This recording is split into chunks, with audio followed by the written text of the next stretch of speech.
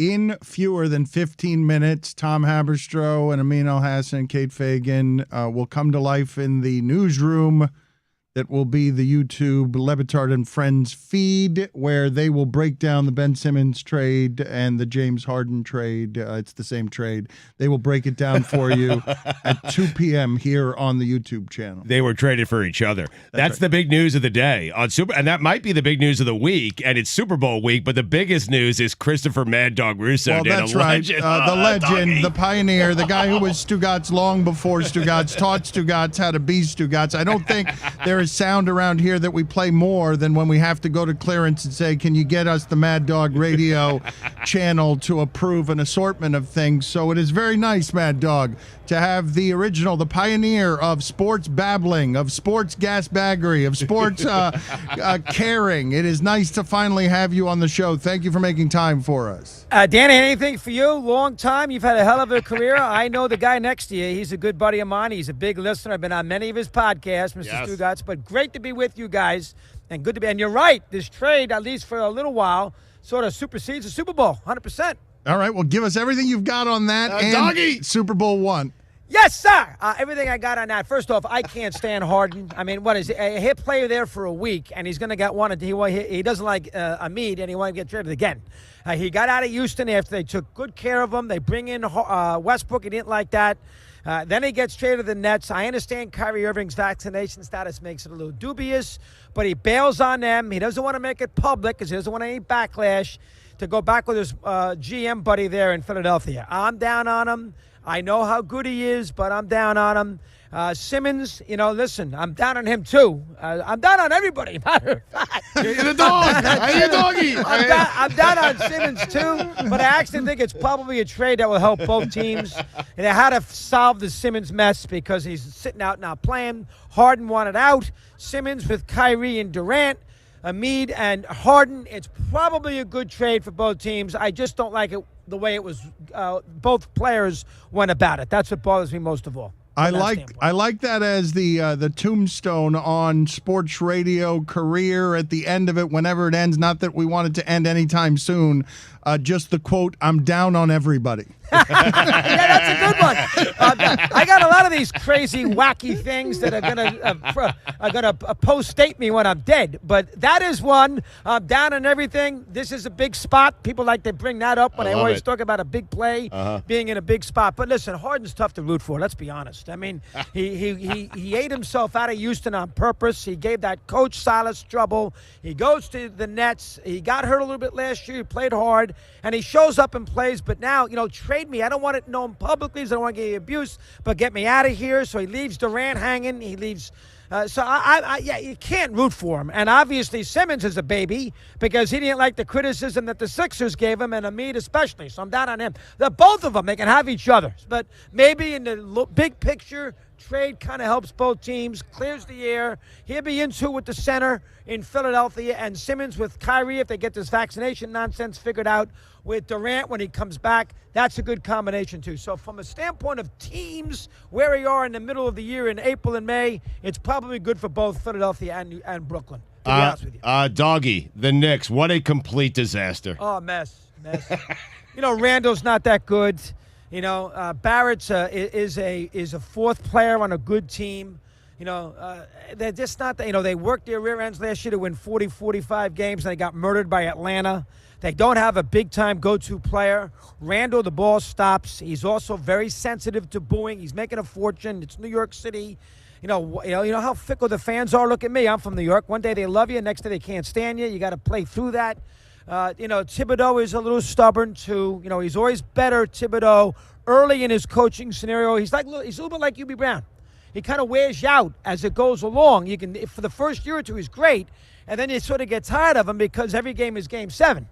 And that's kind of where he is right now. But then the Nets have a lot of players. The Knicks don't have a lot of big-time players. And if you don't have a lot of big-time players, what do you expect? They don't have a franchise player. They got a lot of complimentary guys. Randall's not a franchise player. He's a borderline, top 20 player in the league if you push it.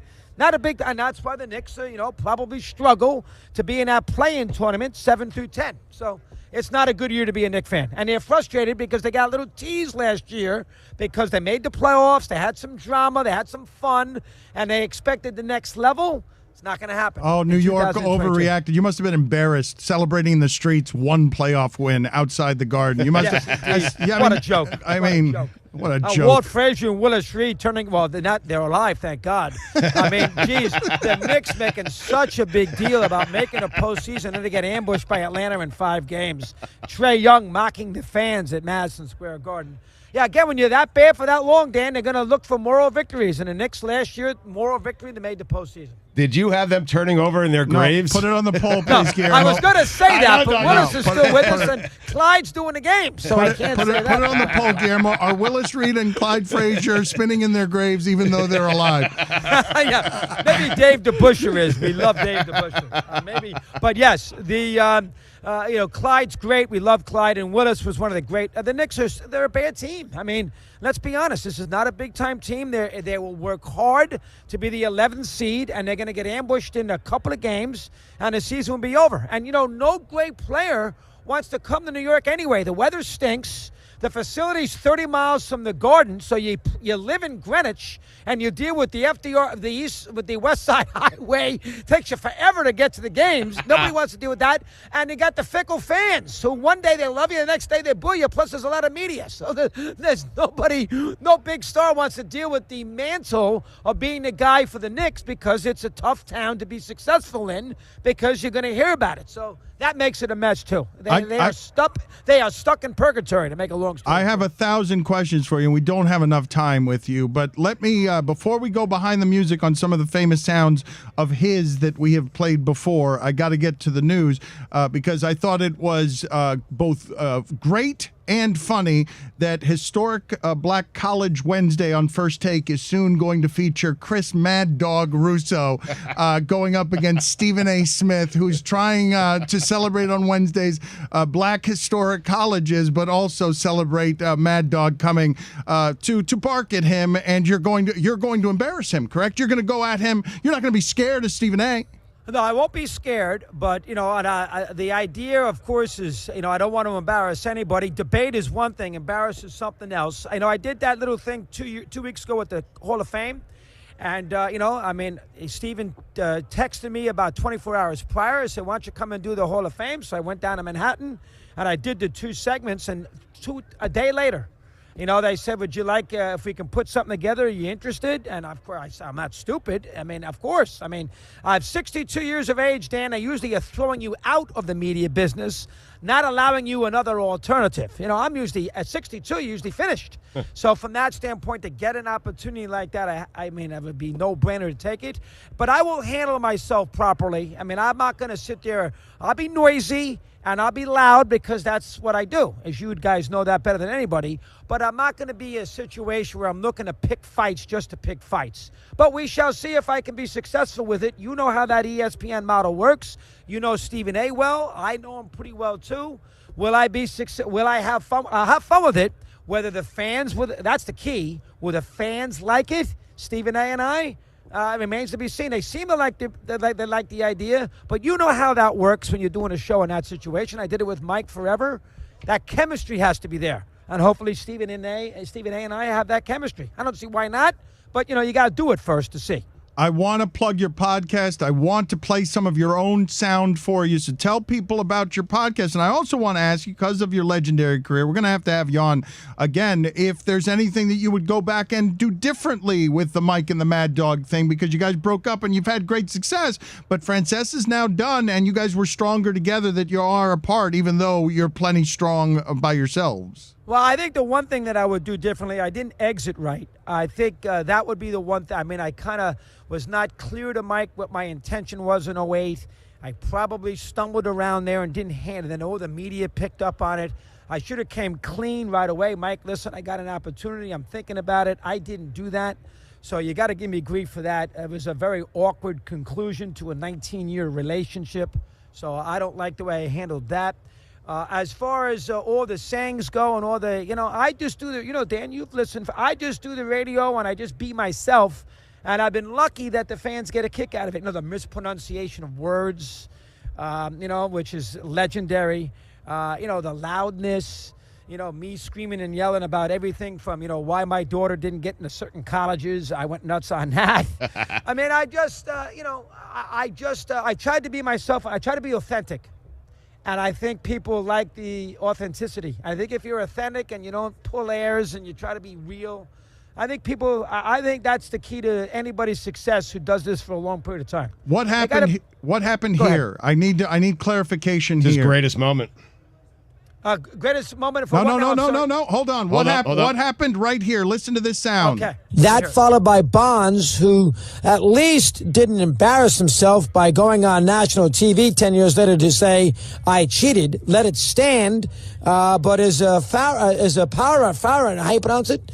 Farah is a Farah now, as far as the world of sports is concerned, outside of that little area in the Bay Area, where the Giants continue to honor him to this day. Faraya. And to the Giants continue to... That's a bad one. See, there's an example. Yeah. I got to be careful with you two. Oh, my God. What happened there was got all doggy this great happened. material. I remember when I screwed that up. I don't remember what year it was, but I can't pronounce these words. That is a perfect word. I can't get that dopey word out. And there's Dan, that's a good job you found that. Give me something else. That's a funny okay, well, he wants another one. He's got to get out of here. He's got to get out of here, but one more. No, I know Utah's not Georgia. I understand that. And that's where it comes from. But I was thinking about that, the juxtaposition of what we saw with Ohio State. He's laughing at him. Oh, my God. Well, you get these from FedEx. You call up Fitzpatrick, my PR guy, and that's very good. I see the pronunciation. But people identify with that. You make fun of yourself. You have laughs about yourself. People enjoy that. That's what I try to do. Don't take it too seriously. We will have you on again to deconstruct some more. But one last question. What's the single biggest thing the Bengals have to do to beat the Rams? Block. Make sure that they don't go out there and let Aaron Donald and Vaughn Miller and everybody destroy They won't survive a 9-sack day like they did against Tennessee. Tannehill's not playing in this game. So they are going to have to go out there and block effectively. But I think there's something a little special about Cincinnati. I kind of think it's their time. I think the Bengals are going to win 24-21. Doggy, before you get out of here, we appreciate it. We love you. Tell us about the new pod, Digging Up the Past. I've done a lot of these. This one I'm working on the 80s college basketball, all the great games in the 80s. As a matter of fact, who I talked to today on the cell phone at 8 o'clock in the morning for this doc?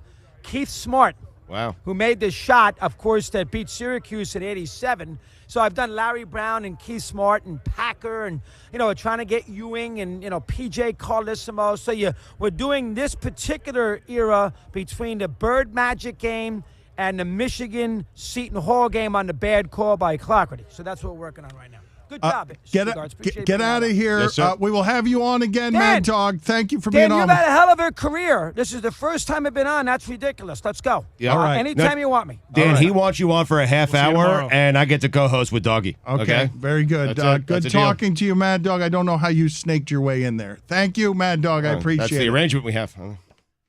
We have coming up around the corner here, they have been preparing, Kate Fagan, Tom Haberstroh, and Amin Al-Hassan, to give you 2 hours as the trade deadline approaches in reaction to breaking news. James Harden and Ben Simmons have been traded for each other. And I imagine that Amin and Tom and Kate will be very smart on this subject and everything happening with transactions. We will continue here on YouTube as an entity, live here over the next few hours. Don't go anywhere.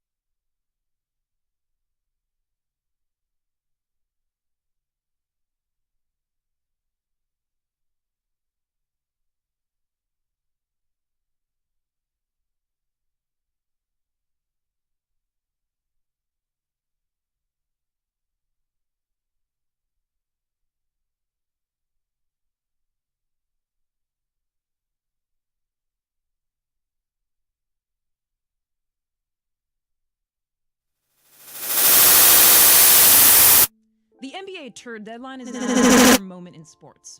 It's that window in the summer when teams can mortgage their future for an aging star in the hopes of slightly increasing their title chances. It's when countdown clocks fill the backdrop of TV sets.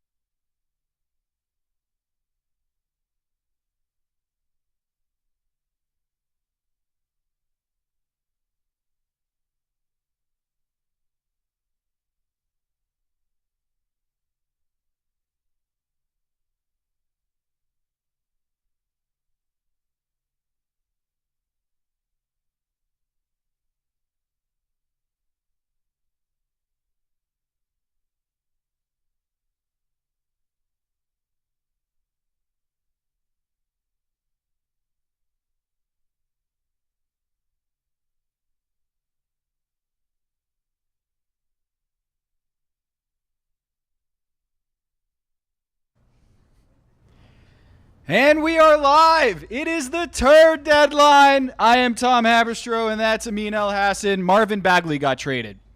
TURD deadline. You gotta say it like Sling Blade. TURD deadline. We got TURD deadline here. All types of turds happening all around the NBA. You know, and we got Jalen Smith getting turded for Torrey Craig. We've got Bobo turded to Orlando. We've got Sabonis. Is that how you say it? Yeah. But most importantly, we've got the big turd himself, Ben Simmons, finding his way to Brooklyn in exchange for James Harden. Well, we got, so many trades to go through today. Turds.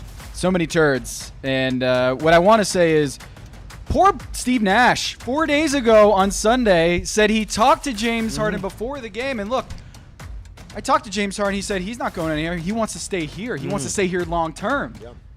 And then 4 days later, James Harden is traded to not just any team, but a division rival in the Philadelphia 76ers. And yet somehow Steve Nash isn't the person who was lied to the most, apparently, in the last 48 hours. Okay, we're going.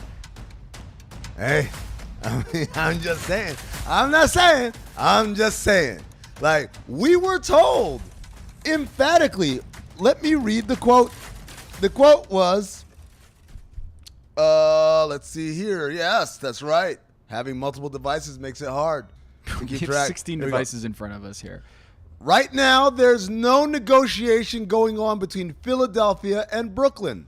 The idea that they're going back and forth, that's been surmised by some.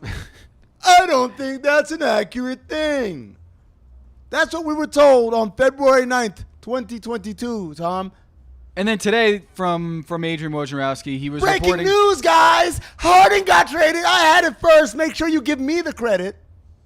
Not the guy that I said was surmising. Surmising.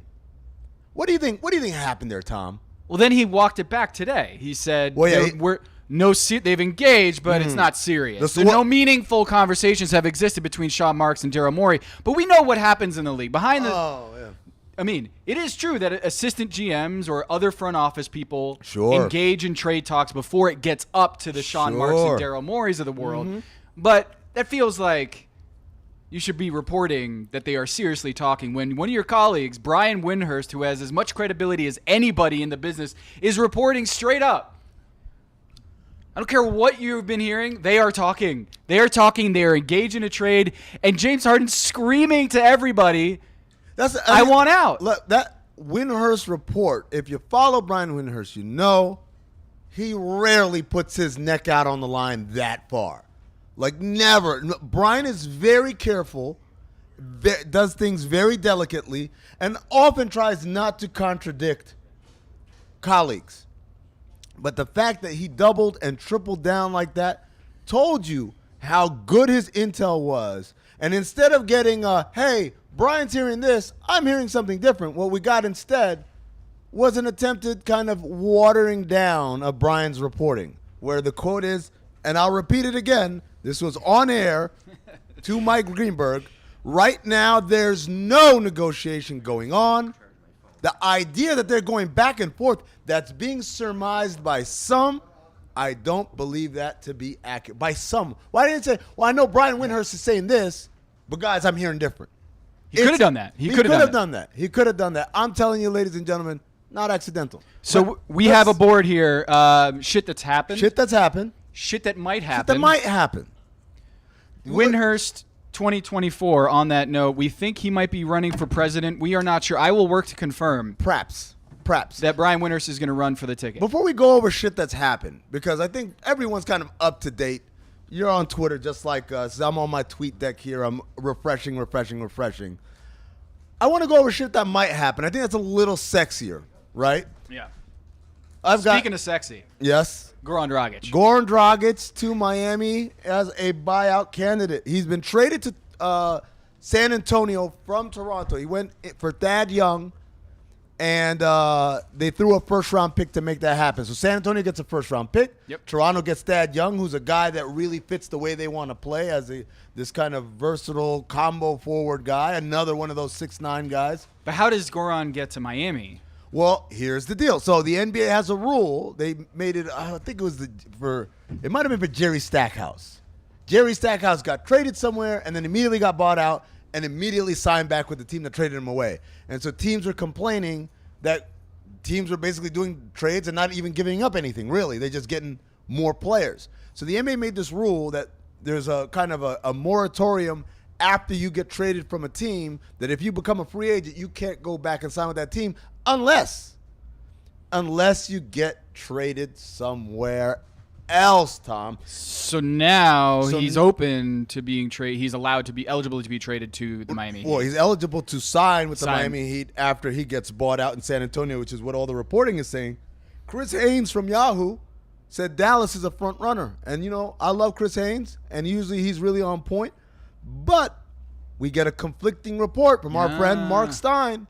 Mark Stein, who lives in Dallas and is very connected with the Dallas Mavericks organization, says, pump the brakes.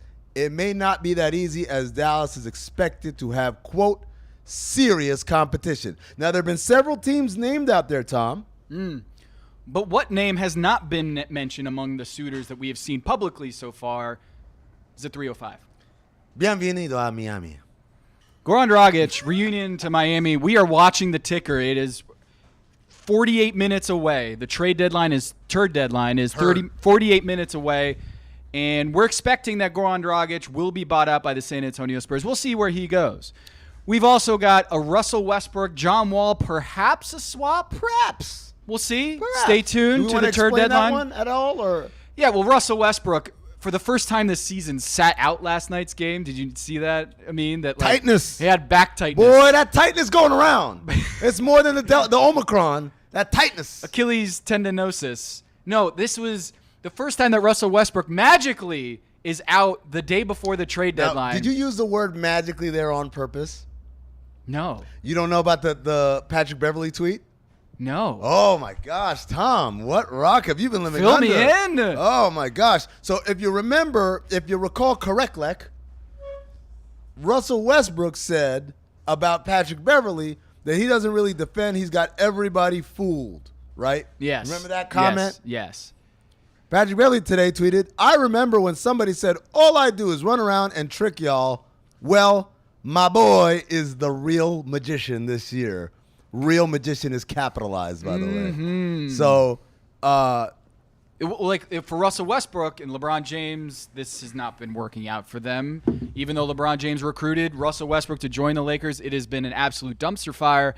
But over there in Houston, we've seen another player, not just Ben Simmons, sitting out for this entire season. Another clutch client, by the way.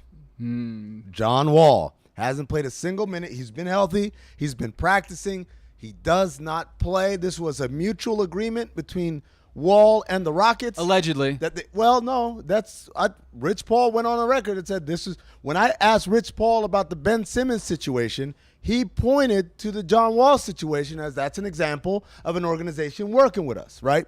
So then we get that, and then the deal doesn't get done as quickly as I think they imagine it would. Right. And you get a little The market was a little tepid for John Wall this year, but now you have the Lakers who are desperate.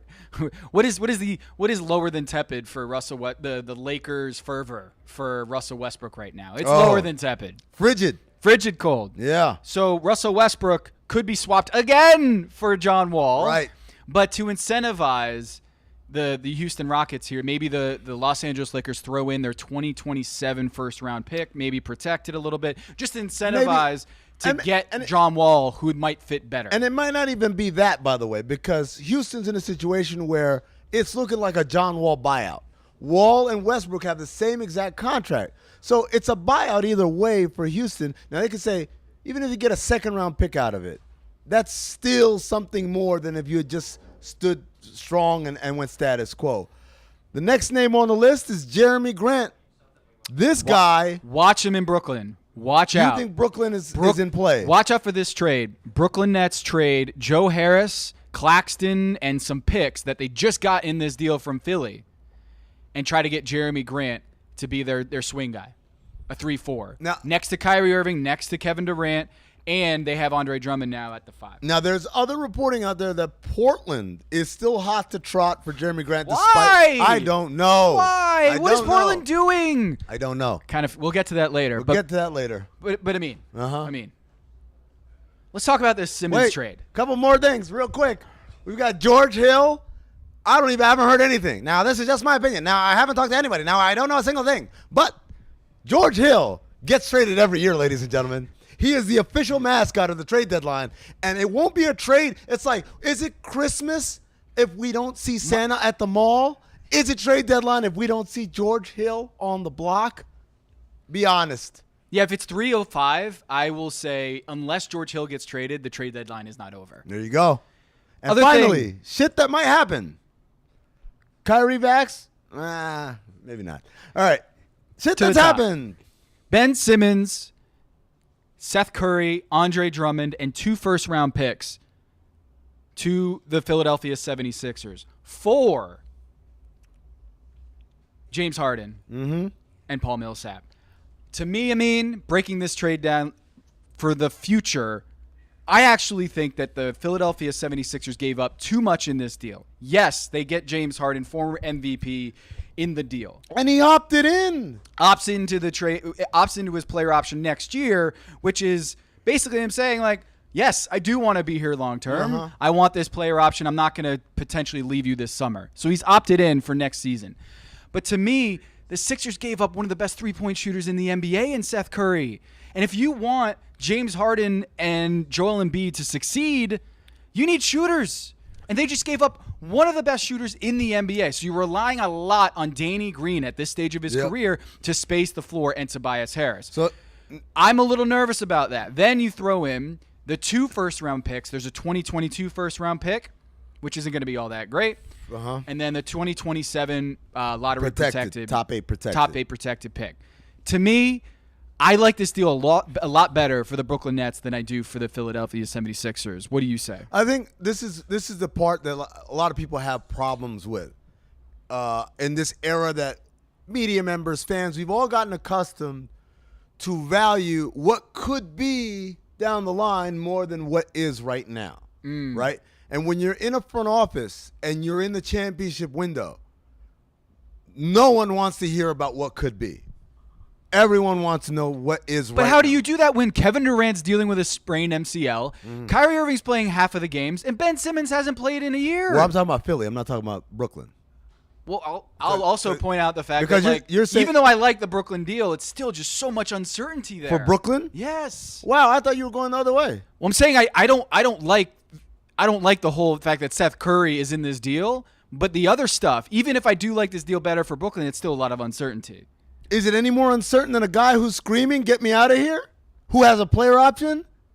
I think Brooklyn got a home run deal. Let me just say that right now. They got the younger guy. They got the more athletic guy. They got the better defensive player. They got the guy who does things that they don't already have on their roster. They got a great shooter, Seth Curry, on a great contract.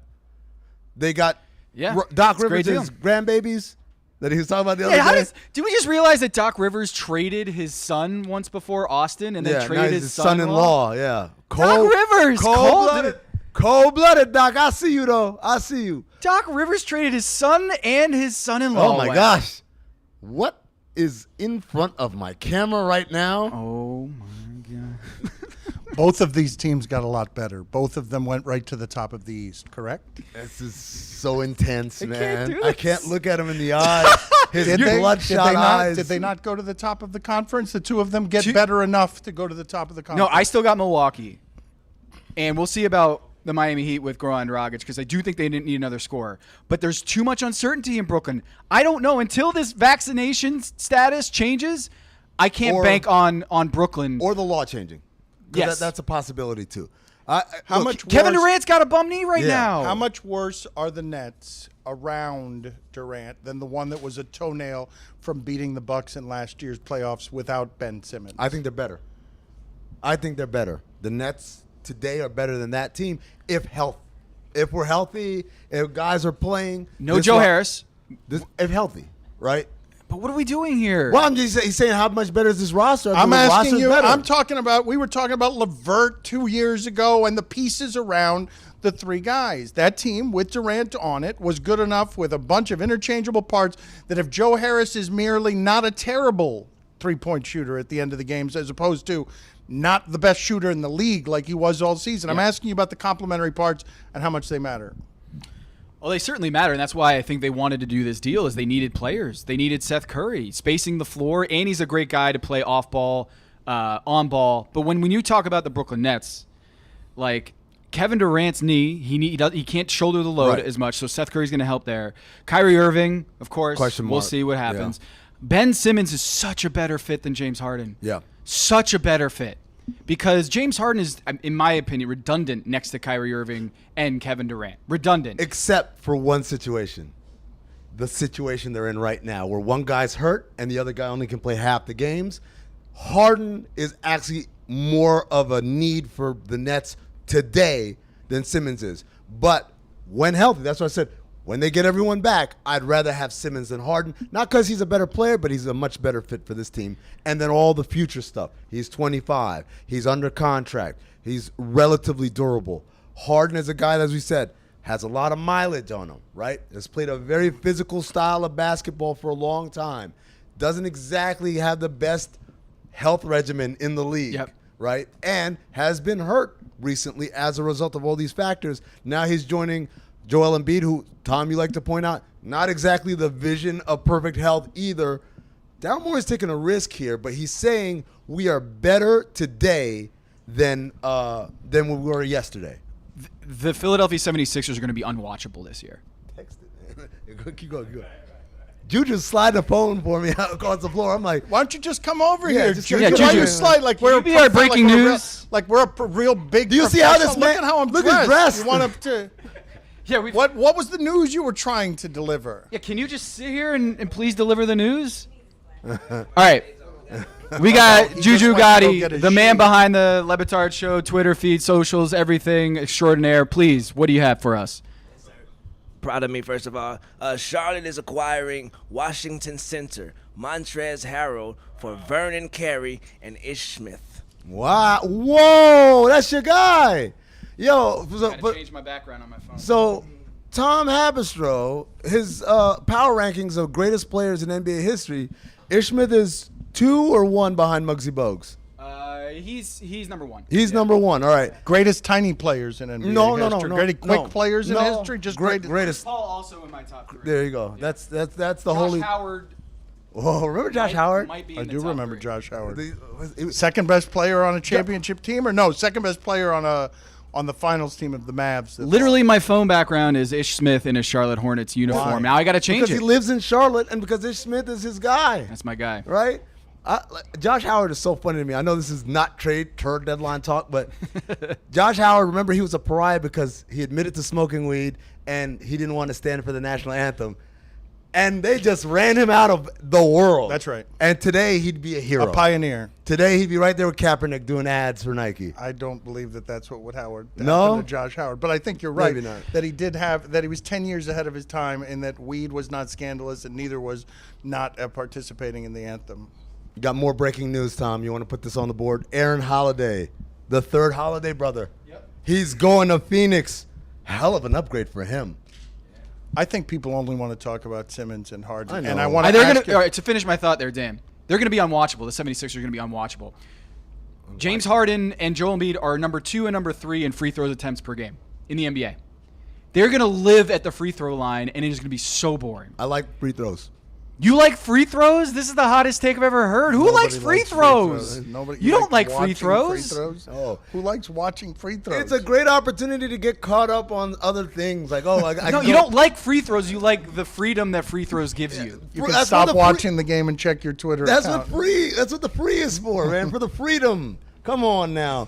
No, Can't believe it. I want to ask you this question. Uh-huh. End of a game between Milwaukee and Brooklyn now. Giannis has the ball, and they're down 1. Who's coming to the top to guard him? Or do they, what are they going to do with Simmons? Simmons makes them good defensively by himself if he's what he was last year? I think Simmons, if he's in his right frame of mind and he's healthy, he is a Draymond Green, Rudy Gobert, Bam Adebayo level defensive player where he said, I alone can take us from wherever we are now to much, much better. In that scenario that you're painting, I would say Simmons is the guy who's coming out to guard Giannis. And the big reason for that, beyond he's the best person for the job at that size and that athleticism, is also I want Kevin Durant to be focused on putting buckets, getting buckets, man. I don't want you wasting energy trying to deal with this physical force of nature in Giannis. Yeah, I'm with you. And Ben Simmons. Well, good luck, Middleton, though, with now Durant on you. Yeah. Because, Yeah. right? Yep. Yep. And look, I think the Brooklyn Nets wanted to get Matisse Thybulle in this deal, but when you have Ben Simmons, he is redundant. Like, you already have the on-ball defender who can guard anybody 1 through 5. So, look, I really like this deal from Brooklyn, but there's so much uncertainty, and I still don't put them above the Milwaukee Bucks in those standings. Mike Ryan, why don't you come over here and eat some chips and talk to them about how unimpressed and wildly right you are about the Brooklyn Nets for underestimating them for 2 years. You've been mocking them, as I've called them, the most interesting team in the league. It didn't work. I won. And, I mean, they were never healthy. They were never. But that was part of the analysis. Yeah, that was part of my data that I was taking in when I said this isn't going to work. Wait, but aren't because they got a bunch of guys that are hurt, amongst other things. you're a little conflicted, though, because then, does that mean that you think Philly won the deal here? Yeah, because aren't you? Don't you have an anti-Philly thing going Philly on? won the deal just based off of the fact that they had a guy that wasn't playing, and now they got a guy that is playing. Well, are you trying to tell me the hamstring tightness isn't real? No, look, they got problems with Harden, but Ben Simmons wasn't seeing the court for them ever again. At least with Harden, that's in the cards. Is there any part of you put yourself in a Pablo Torre state of mind? If you could use the voice, please, that would be awesome. The thing. Is there anybody that's worried about the long-term durability of that duo from a health standpoint? For Phillies? Yes. Yeah, absolutely. No, I need the Pablo voice. Sorry. The thing is, when you've got Joel Embiid and James Harden, these are 2 players that kind of get hurt a lot. Is it just me, or is that kind of like Pablo doing a Stephen A. Smith impression, is what you just did there? You want to do Pablo and Stephen A? Yeah, we could. Oh. All right. Yeah, this is good. The representative data would suggest that James Harden might not be available in the postseason. Brother Pablo, you know I have infinite amount of respect for you. You're one of our most highly decorated and educated members here at ESPN. But you mean to tell me that Joel Embiid and James Harden aren't going to dominate on the way to a championship? The city of Philadelphia won't stand for it. Insane. I think we did well there. That was good. Philadelphia, I think, very clearly wins this just because they get out from the Simmons contract, which was a contract that was not playing for them right now actively. James Harden does have a ceiling that's higher than someone that's not playing right now. I think we can all agree. And I actually really like the trade for Brooklyn.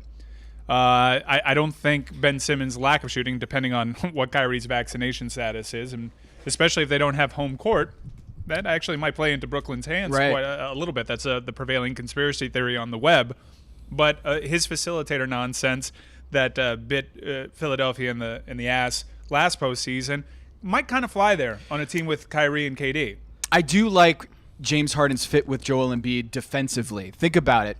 James Harden doesn't have to worry about getting lost defensively and just taking a nap and not having that guy on the back line to save him. Joel Embiid might be the best defender in the NBA. Yeah. And now he's going to get paired with James Harden. So I think in terms of skill sets, they're great. And remember, James Harden did play with Dwight Howard in Dwight Howard's prime, right?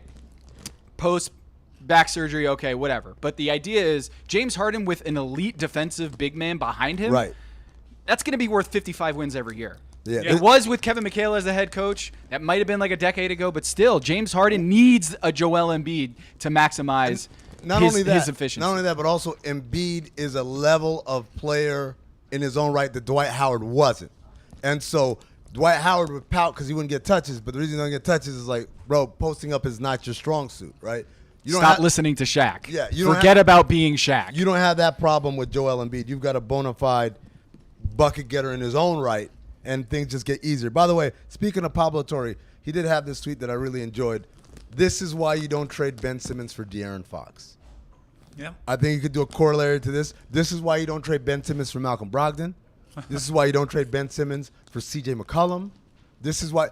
But I remember when people were saying C.J. for Ben. And I love C.J. I think he's a great guy, great locker room guy. He's a very good player. He's not in the same conversation as Ben Simmons. And barbershops across America exploded when I said that. What? C.J. do this? I'm like, that's all well and good. Name something other than scoring that C.J. is better than Ben Simmons at. There's nothing. He's so much more of an impactful player, and we see that today in this deal that he gets traded for an elite player. Daryl Morey's mythical list of 30 names came true. He got one of those 30 names, perhaps one of the top 5 names on his list. Right, and there was talk like, wait, so if Sacramento was willing to trade Tyrese Halliburton and Buddy Hield, how is Daryl Morey not trading Ben Simmons for that package? Well, it's because he's got James Harden in his because pocket. they had assurances. It's because they had assurances. What's that mean? What does that mean? Are you surmising that there are people out there? No, who... I'm not surmising anything. I know it to be true. This thing was plotted for months.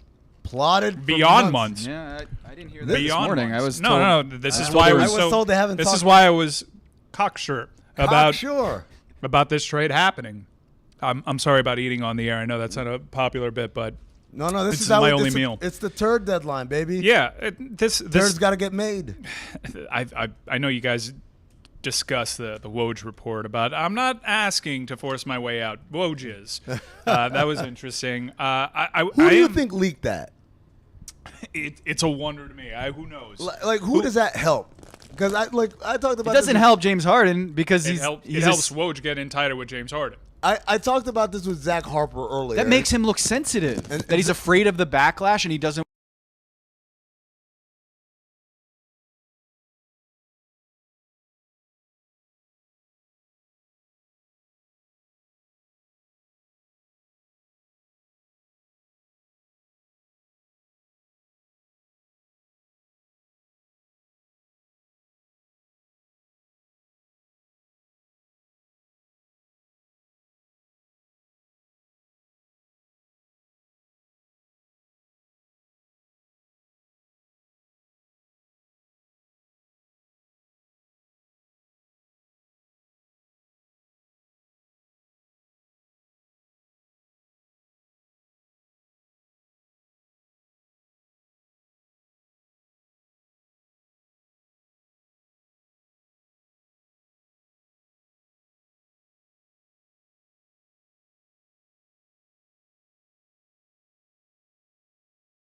the Nets were pushing for Tybal and Curry, or excuse me, Tybal and Maxey, I believe. And the Sixers were saying absolutely not. And so Curry, who may have been an untouchable before today, ends up being the casualty for them. You think that this is pretty big that they lost Curry? Forget about the picks and whether Harden's going to be healthy in a couple of years. What about right now? Do you think the Sixers will miss Seth Curry? That's a great. I mean, I think they're going to miss him because he's a better shooter than Maxey. He's a better shooter than Tobias Harris. And he's a guy who can spell James Harden as the predominant ball handler. But it becomes a little bit of an excess, right? If you have James Harden on your team, Seth Curry is not going to be, that on-ball pull-up three-point shooter that he was so valuable to them this year. So, yes, by virtue of getting traded to Brooklyn, it means that James Harden's going to fill that role. So they don't miss him as much. But I just think that when you talk about what they could have gotten, James Harden in this deal, I don't know that you need to throw in Seth Curry. You don't need to throw him in. I mean, what, is Brooklyn really not going to take Ben Simmons and 2 first-round picks and Andre Drummond to start for them and just walk away with that? It's funny because, on the other hand, all the problems they had with Joe Harris before he got hurt about not being a reliable enough shooter when it matters, that kind of goes away, right? Breaking news, Dallas is trading Kristaps Porzingis to the Wizards. Wow. Shams Charania is reporting for The Athletic Stadium. You see what we're going for, right? Yeah, we've got a sound effect. Whee! Thank you. We're going for Spencer Dinwiddie. Buyer's remorse in the nation's capital already. Spencer Dinwiddie, big free agent signing this summer for Tommy Shepard and the Wizards. The dots are connecting, Amin. Kristaps Porzingis to the Wizards. Spencer Dinwiddie out. Who's going to play point guard for the Washington Wizards? Ish Smith? Oh, Russ. Also Ish Smith. I was just saying. Who's gonna back up Ish Smith in Washington? There you go, John Wall. Russ. Russ. So we're still waiting for the dots to be connected here. We're still waiting. 22 minutes left in the TURD deadline. The Lakers still have not traded Russell Westbrook. I'm a little surprised that they haven't made a deal considering he's got that back injury. Question, are the Nets going to be the most popular franchise in the history of Australia? Because you got Ben Simmons, Patty Mills, and Kyrie Irving, all three of them born down under. And you know how the turds swirl down under? Counterclockwise. That's right. Yeah. What are the Mavs doing here? I think they did not like Porzingis.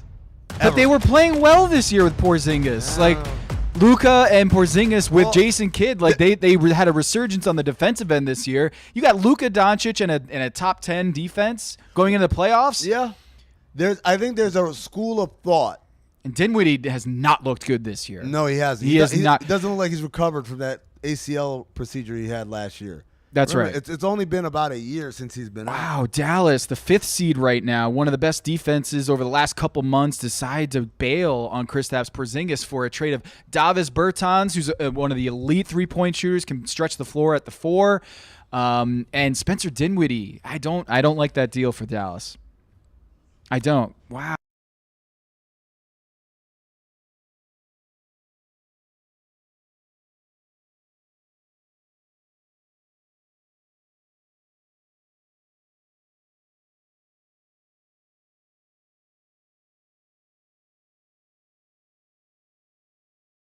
Diagnosis rather than we don't like the way he plays, because as you pointed out, they've been playing really well. Jason Kidd has them boys playing. Yeah, so Kristaps Porzingis this year. Oh my gosh! There's more to this. $32 million this year. Next year is 34, and the year after that, he's got a player option for $36 million.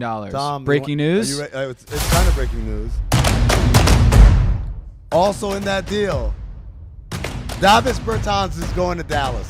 I mean, I just talked Steve about Martin also. With a prop comic.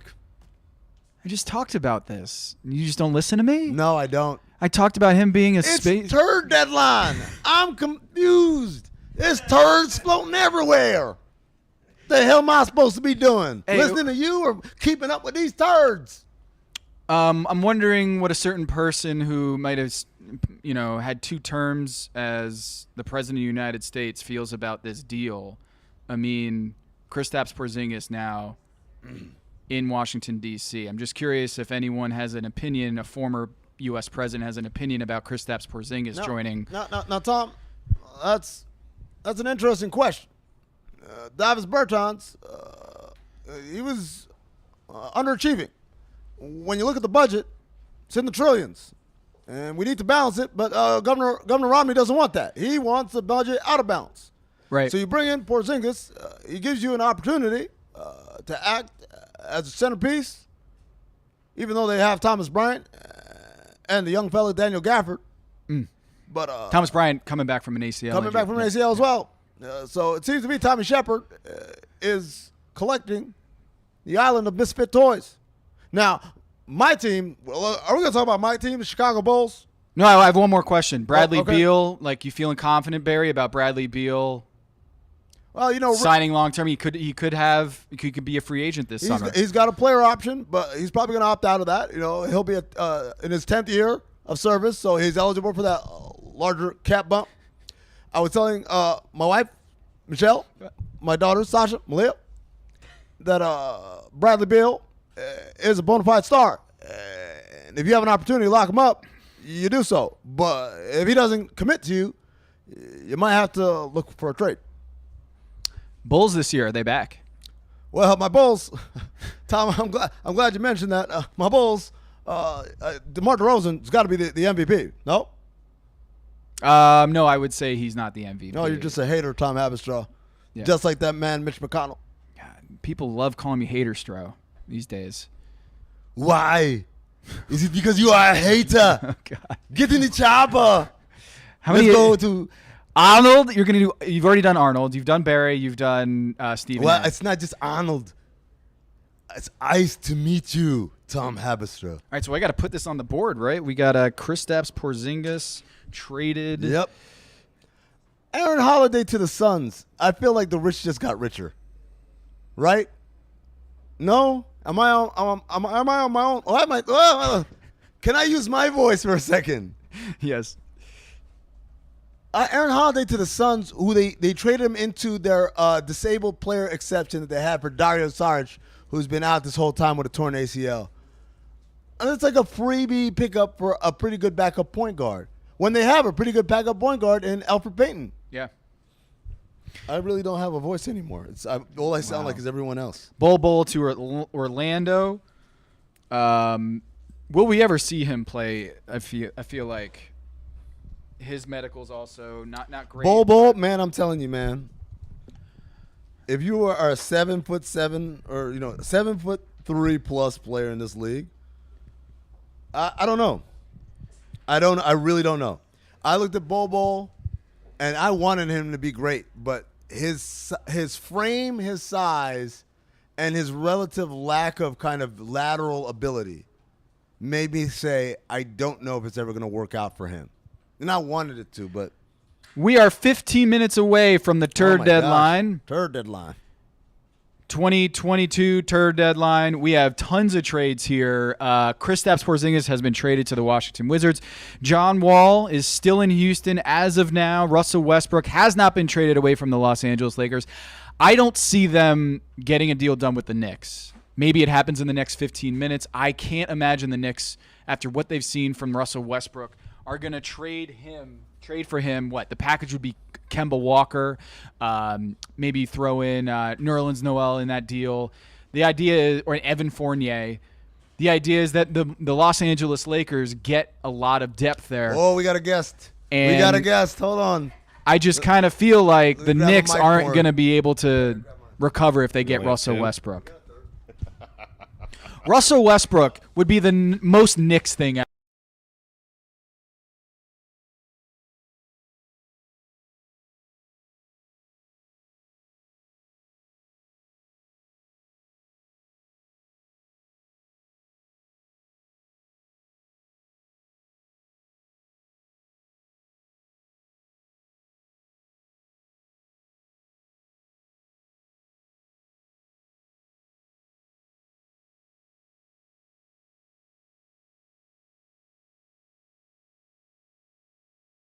I could see it now. Like Westbrook coming in, Garden, triple-double. They get a win. They eke out a 2-point victory over the Pacers. And like, the Knicks fans are pouring out to the streets celebrating. Russell becomes the most popular guy at Madison Square Garden Bing bong. for a night. Bing bong. It's always a 2-point win over the Pacers, by the way. Yeah. Put it on the poll. Is it always a 2-point win over the Pacers? Also, when is Fashion Week? Because that's important, too. You're asking me. I don't know. I mean, look at this guy. It's in Jess Matana in the back, confirming it's in September. Stu. If Jess wasn't here, I'm wondering how long it would take anyone in this room to scream that out. Juju was my next hope. Juju would know. Were you guys expecting all this, by the way? Were you it's active? Like the Porzingis one is crazy, right? Yeah, this one is the most surprising deal of the day for me. Yeah. The question: are you done with James Harden at this point? Like, he forced his way out of Houston last year. The Brooklyn Nets gave up 18 first-round picks to facilitate that deal for James Harden to team up with Kyrie Irving and Kevin Durant. Then within 6 months of that happening, he wants out again. It's a good question. I'm not done with James Harden. In fact, I think he probably took a more difficult path by wanting to go to the Philadelphia 76ers, because now it's just him and Embiid. Like, think about what he just did. James Harden asked to leave Kevin Durant and Kyrie Irving. And we all think if those three just played together and were healthy during the postseason, that would have been a title for James Harden if those three played together and were healthy. So now he goes to Embiid. I'm not done with him yet. I'm not done with Ben Simmons either. I actually think it works out for both sides. But I just kind of feel like James Harden, for you, you're tired of his act. But here's the thing. I'm not there yet with James Harden. Okay, no, I'm still on Kevin Durant. I wonder how much. Yeah, I'm about to say how much. Of that and I'm on Kyrie too. That's what I was gonna say. How much of that Stugat's kind of like reconciling how much he is disappointed by Harden versus how much he's disappointed in the other two guys. Think about this, though, guys, because if Kyrie simply, if he did the responsible thing, like, I'm not going to sit here and discuss whether or not everyone should be vaccinated or not, okay? Like, it's science, okay? Like, even I can agree with science, right? A lot. If he got the shot, if he got a vaccine, right? I mean, maybe James Harden's not requesting a trade. Harden's probably sitting there looking at this thing going, I got one guy who's not here in Kevin Durant. He's hurt. And the other guy is a complete mess. He's insane. He only plays road games. He won't get a shot. So I'd rather just go play with Joel Embiid. Like, it seems, I told Dan that what Kyrie Irving and Durant are, they're exhausting. Those two are exhausting. We got conflicting information here from the same source. Okay, so wait, do you want to? Wow, couple of.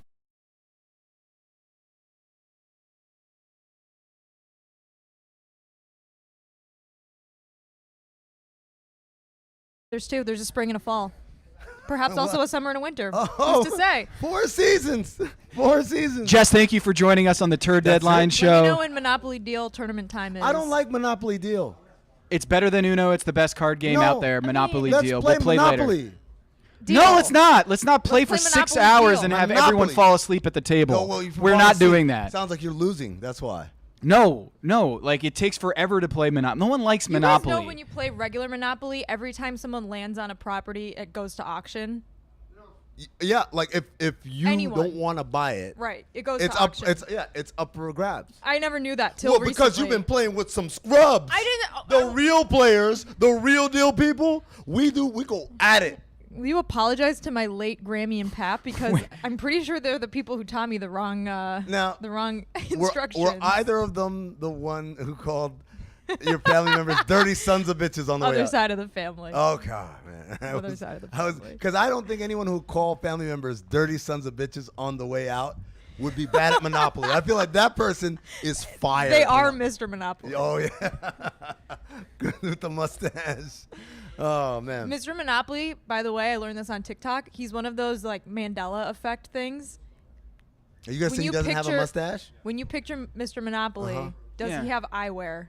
No. He's got the top hat and that's it, and the mustache. You say yes? Yeah. Apparently no eyewear, but some people swear he has a monocle. You know who swears he has a monocle? People who suck at Monopoly. You don't have attention to detail. That's why you lose. That's why you gotta play Monopoly Deal. Oh, where did his monocle go? Is anyone gonna worry about his prescription? No. Don't we have bullying, like HR? Like, is this bullying here? This is straight up bullying at this point. Can you please back off? It's my word against hers. Too bad. 2 fashion weeks. Thank you, Jess. Super Bowl week. We are 7 minutes away from the TURD deadline. We are also 7 minutes and some change away from some guests, Tom. We have guests on today's Who are show. calling in, not even guests that are. You guys say, "Oh, real easy." You're just grabbing Dan and Jess and Stugatz as they roam. And Juju. Don't forget about Juju. And Mike as they roam through the hallways. We booked actual guests. Oh my God. Here we go. See, this is the problem. From David. This is why. David, you know, like, this is a Schedule 1 substance. You know that, right? Like, at some point, like, we're going to have to get the DEA in here. This is the problem about flying to Miami to do shows, right? They pump you with this stuff, and then I'm up all night. Tom, the other night we went to dinner. That is warm. What? There's nothing left in my mouth. Tom, what happened when we went to dinner This the was other worse night? than the Reaper. Yeah, my mouth is gone. It's just singed completely. Now who's not listening to whom? See how that goes? Yeah. Ow. It was hot? It's super hot? It was super hot. I got to wait for it to My cool temperature down. hot. And shouts to Kate Fagan for doing the Starksy Bear.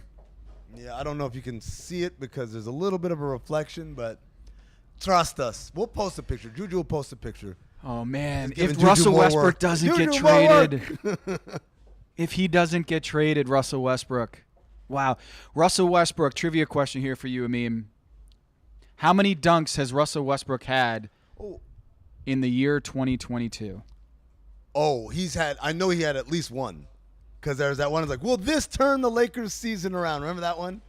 Russell Westbrook has had one dunk. That was the one. That was it, the Rudy Gobert one. Gobert dunk, He yeah. dunked on Rudy Gobert, and everyone's like, Russell Westbrook is back. All right, let me ask you a question here. This is from Bobby Marks on ESPN.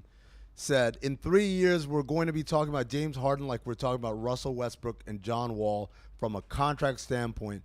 That contract will be the worst contract in NBA history. To me, this is like the Chris Paul thing, where that was considered the worst contract in the NBA. I think it's a little bit too far to go with that, Bobby. Because I do have my concerns. I got to cut you off. We have breaking news. Can we get the breaking news sounder? There it is. My tongue is on fire. Breaking news. Toronto is trading Chris Boucher, Malachi Flynn to Houston for Eric Gordon, Daniel Tice, and a second-round pick. This is an amazing deal for Masai Ujiri. Yeah, the Toronto Raptors are ramping up. I mean, people thought they might have been throwing the towel this year, but they are good. They've won 7 in a row. They've won 8 of their last 10. They are climbing up the East charts. They're getting into gear. I talked to my good buddy Paul Jones, who's the radio play-by-play man for the Toronto Raptors. He's the brother of Mark Jones that we all know and love from ESPN and the Sacramento Kings. And, you know, Paul, I got to give credit to Paul. He was on this months ago. He said, they're better than what their record says. And as they start to get healthy, it's going to start turning around, and that's exactly what's happened. Did not see point Siakam happening. Pascal Siakam becoming a point guard. That was what was supposed to happen. I mean, that's what they paid him He's for. been incredible this year as of late. So Toronto. Not to mention, of course, the first-time All-Star Fred VanVleet, who's been incredible too. Yes. So Toronto loading up. Daniel Tice is going to be their starting 5 here. Next to Pascal Siakam, another former Boston Celtics center that they're going to try to make work. Aaron Baines did not work for them, and did you read the story of the year? Brian Windhorst story again. Brian Windhorst 2024. Yeah. Aaron Baines story reported by Brian Windhorst for ESPN.com. Incredible story. I had no idea about that. Yeah, go read it. Go read it. Basically, Aaron Baines had like a weird neurological break happen to him in the middle of the Olympics, where he passed out in the bathroom in the middle of a game. And he was quarantined, and he couldn't talk to anybody. Yep. His family, his representatives. It's a crazy story. Sabonis, we haven't talked about this yet. I mean, your thoughts on the Sabonis trade to Sacramento for Tyrese Halliburton and Buddy Hield? Oh, wait a second. Wow, that Toronto deal is not real. Wow. I got fooled by the internet. Wow, but still. Ballsack Sports? Not Ballsack Sports, thankfully. So what are you telling me that there was like a fake Shams a fake Chris Haynes? A fake Chris Haynes. It's funny because I have a listicle over here of like the approved accounts, and it didn't show up in the approved one, and I still fell for it. Oh, yeah. Yeah, I'm seeing it here, too. Yeah. All right, in 2 minutes, the trade deadline. We got 60 seconds left in the TURD deadline. Renee Montgomery is going to join us here in a few minutes to break down the trade deadline, get her perspective. Renee Montgomery? Shouts to Moco, Montgomery and County. Yeah. Right here, we got a great guest. Also, in Zach Harper is going to join us if he ever forgives me for putting that Jerry Sloan take on him and yourself. No, you got to put it on me. You didn't put it on him, and I haven't forgiven you. But also, Zach is writing reactions to deals, so it might take us a second to get him in here because, as you can see, there's a lot of deals being done here. Oh, see, Chad Ford fell for it too. I'm not the only one. Yeah, so, Nate Duncan, shouts to Nate Duncan, NBA, saying, very interested to see if there's more to Kristaps Porzingis' bone bruise in his knee than is publicly known right now. That could help explain the Wizards and Mavs trade, like you said. Yep. Porzingis on that knee going forward, the Wizards are taking a chance that is going to keep Bradley Beal happy there in Washington, D.C. Renee Montgomery will be joining us. The trade deadline is coming to a close here. I am still surprised that Russell Westbrook hasn't been announced yet. Where's he gonna go? Russ for Wall? Yeah. Maybe the Rockets played hardball. My guy down there. Alperen Şengün, the best player, the best rookie in the NBA. You're talking about? Şengün? Yeah. Who's leading all players in all rookies in free throw attempts? I mean, obviously, because Şengün's amazing. Mm-hmm. He's the number one pick, better than Cade Cunningham, by the way. No, I think Raphael Stone has done a good job. By the way, yeah. I mean, considering the situation he inherited. Still hot? No, it's a nice kind of like warm enough that you feel like you're drinking it, but not like cold, where you're like, this is gross. Woj is now reporting Houston is trading Daniel Tice to the Celtics. Oh, I got Kelly Iko reporting it. Kelly Iko from The Athletic. He covers the Rockets for The Athletic. He's got Tice going back to Boston. He's shipping up to Boston, Tom. That's right.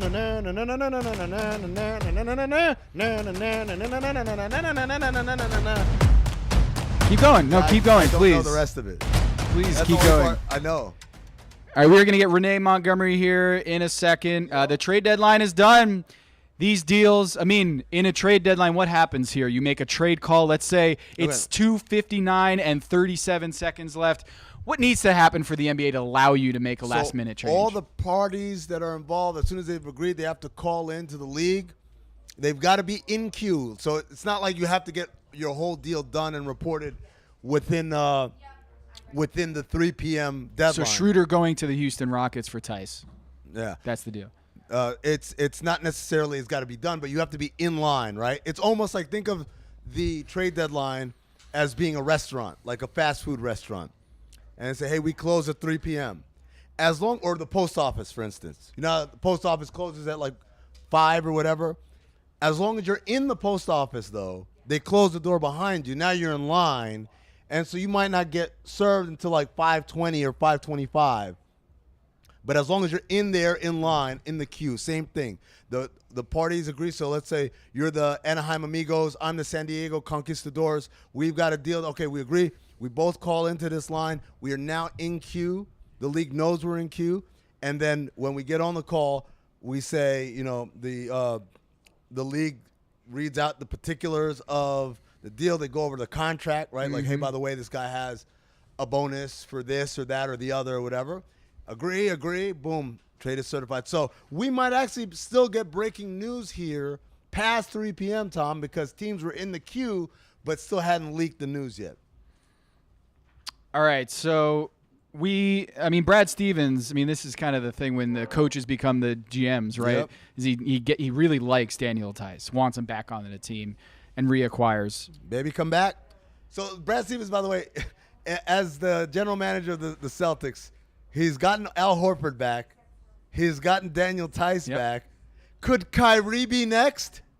Stay tuned on the TURD deadline here. Keep it right here on YouTube channel for the LeBatard and Friends. Why am I telling people who are watching to keep watching if they're already on the link? I thought we were Do not turn that dial. Are we going to a commercial break? I'm like, what are we doing here? No. What's happening?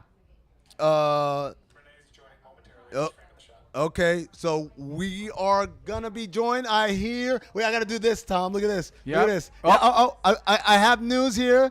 That Juju, you might want to sit down for this one, Juju. Yeah. Renee Montgomery, part owner of the Atlanta Dream, broadcaster covering the Atlanta Hawks, and Meadowlark Media podcaster, Montgomery and Company. Catch it wherever you get podcasts. She's gonna be joining us. Now, Renee, can you hear us? I can hear you. Oh. What are you guys doing? We're doing a TURD deadline. The wind is crazy. Oh, wow. So I know y'all saw what just dropped then. What just dropped on the TURD deadline? What just dropped? I don't know. I was just on TMZ, and they said that there was a trade that happened. Steve Nash tried to tell us that James Harden is not getting traded before the trade deadline. And I don't know. It must be a rumor because I haven't checked the internet yet. I just went from one thing to the next. But I'm hearing that he got traded before the deadline, so I don't know what Doc Rivers is going to do on Thanksgiving because I heard that Seth was in the trade. I don't know. There's a lot going on there. How does Doc survive? He traded both his son, and now he's traded his son-in-law. I think we learned something. If you're related to Doc Rivers and you play for him, pack your bags. Yeah, don't rent. Don't buy. Good luck. What up, Juju? What it do, my sister? I see you. I saw you got a mic and everything. Yes. Know, man. We down here in Miami, the MIA. Salute. Hawks, I see you. We going to the Super Bowl and the championship. Let's get it. Okay. That part. Renee, seriously though, what do you think about that trade? Who wins that trade? The Brooklyn Nets or the Philadelphia 76ers? Well, is Ben Simmons playing? We don't know the answer to that. So I don't know the answer to your question. It's like, okay, if Ben Simmons plays, it could be very interesting because we know that while everything happened in our series with the Atlanta Hawks and there was a lot of things exposed, he's still a good player. It's like when players' weaknesses get exposed, people try to act like they're not a good player anymore. Ben Simmons is a good player. He's just not Steph Curry when it comes to shooting. We get that. But he can still play defense. He can still distribute. He can still do other things. So if he plays, that's big lit. You still got Kevin Durant there, Kyrie on the road. Could get interesting. So I don't know because James Harden – There's a lot going, like, we know Joel Embiid is going to voice his opinions. We know that's Joel Embiid's team. So James Harden is going there. I got to see how it works. I don't know. Renee, is that okay to say I don't know as an analyst? Because I think a lot of times analysts have a really hard time saying I don't know because we're supposed to know. I really don't know how this is going to work out, Doc. You got to lie, Renee. You got to say something definitive and be like, I guarantee. Because here's the thing. Nobody remembers. You could say, that's the thing. I remember if I said it. That's the problem. I have a problem going on the record just saying definitive things that I have no idea about, but I need to just get in where I fit in. I learned from Stu Gatz. If you feel it right here, right when the microphone's in your hand, you say it. And then later on, if you feel something different, you say that too and never acknowledge you said the first thing. Renee, have you ever had a teammate that you were just like, you don't have to say names here, but you're like, I want out of this. I can't play with this teammate anymore. Trade me. I'm out of here. Oh, me? Like, I want to get traded because of somebody else? Like, James Harden has basically done this twice where he wants out of two places in the past, like, year and a half. Houston first, then he gets to Brooklyn to play with Kyrie Irving and Kevin Durant, and then he wants out. Yeah, that's, why does he want to leave Brooklyn? Did that ever come out? Well, but we're probably going to find out eventually. Because I don't understand. Like, I get, like, Houston was a team that was not competing for anything but just to get to the end of the season. Yep. So he wanted out of that situation. It's like, I get it. Superstars want to play for a championship. Why is he leaving Brooklyn? I don't know. Like, what happened? What does the group chat look like? Did he leave it? Because we found out right away when Kyrie Irving left his group chat. So what's going on over there? I think that's what matters. But I've never had that situation happen at all where I wanted to leave a whole team because of whatever was going on with that team. Like any locker room issues where you're like, I can't do this anymore. I want out. We've had locker room issues. I've been on teams that's had plenty of locker room issues. I've been on teams that players have gotten in a fight before. I've never gotten in a fight with a teammate, but I've been on teams that could have been considered very dysfunctional. And no, I don't know. It's just my thought process was never to leave, but I would have never transferred from UConn too. So I know that just the transfer portal is full in college. The trade game is strong in the pros, but that was never really an option. My parents would have been like, girl, get it together, suck it up. So, Renee, let me ask you, a week ago or whenever before all this latest Harden stuff started warming up, what was your gut as what was going to happen to Simmons? Did you think that he was just going to stay the whole year? Did you think there was another place he would go, or did you always kind of feel like, man, Brooklyn's the place where it's going to be?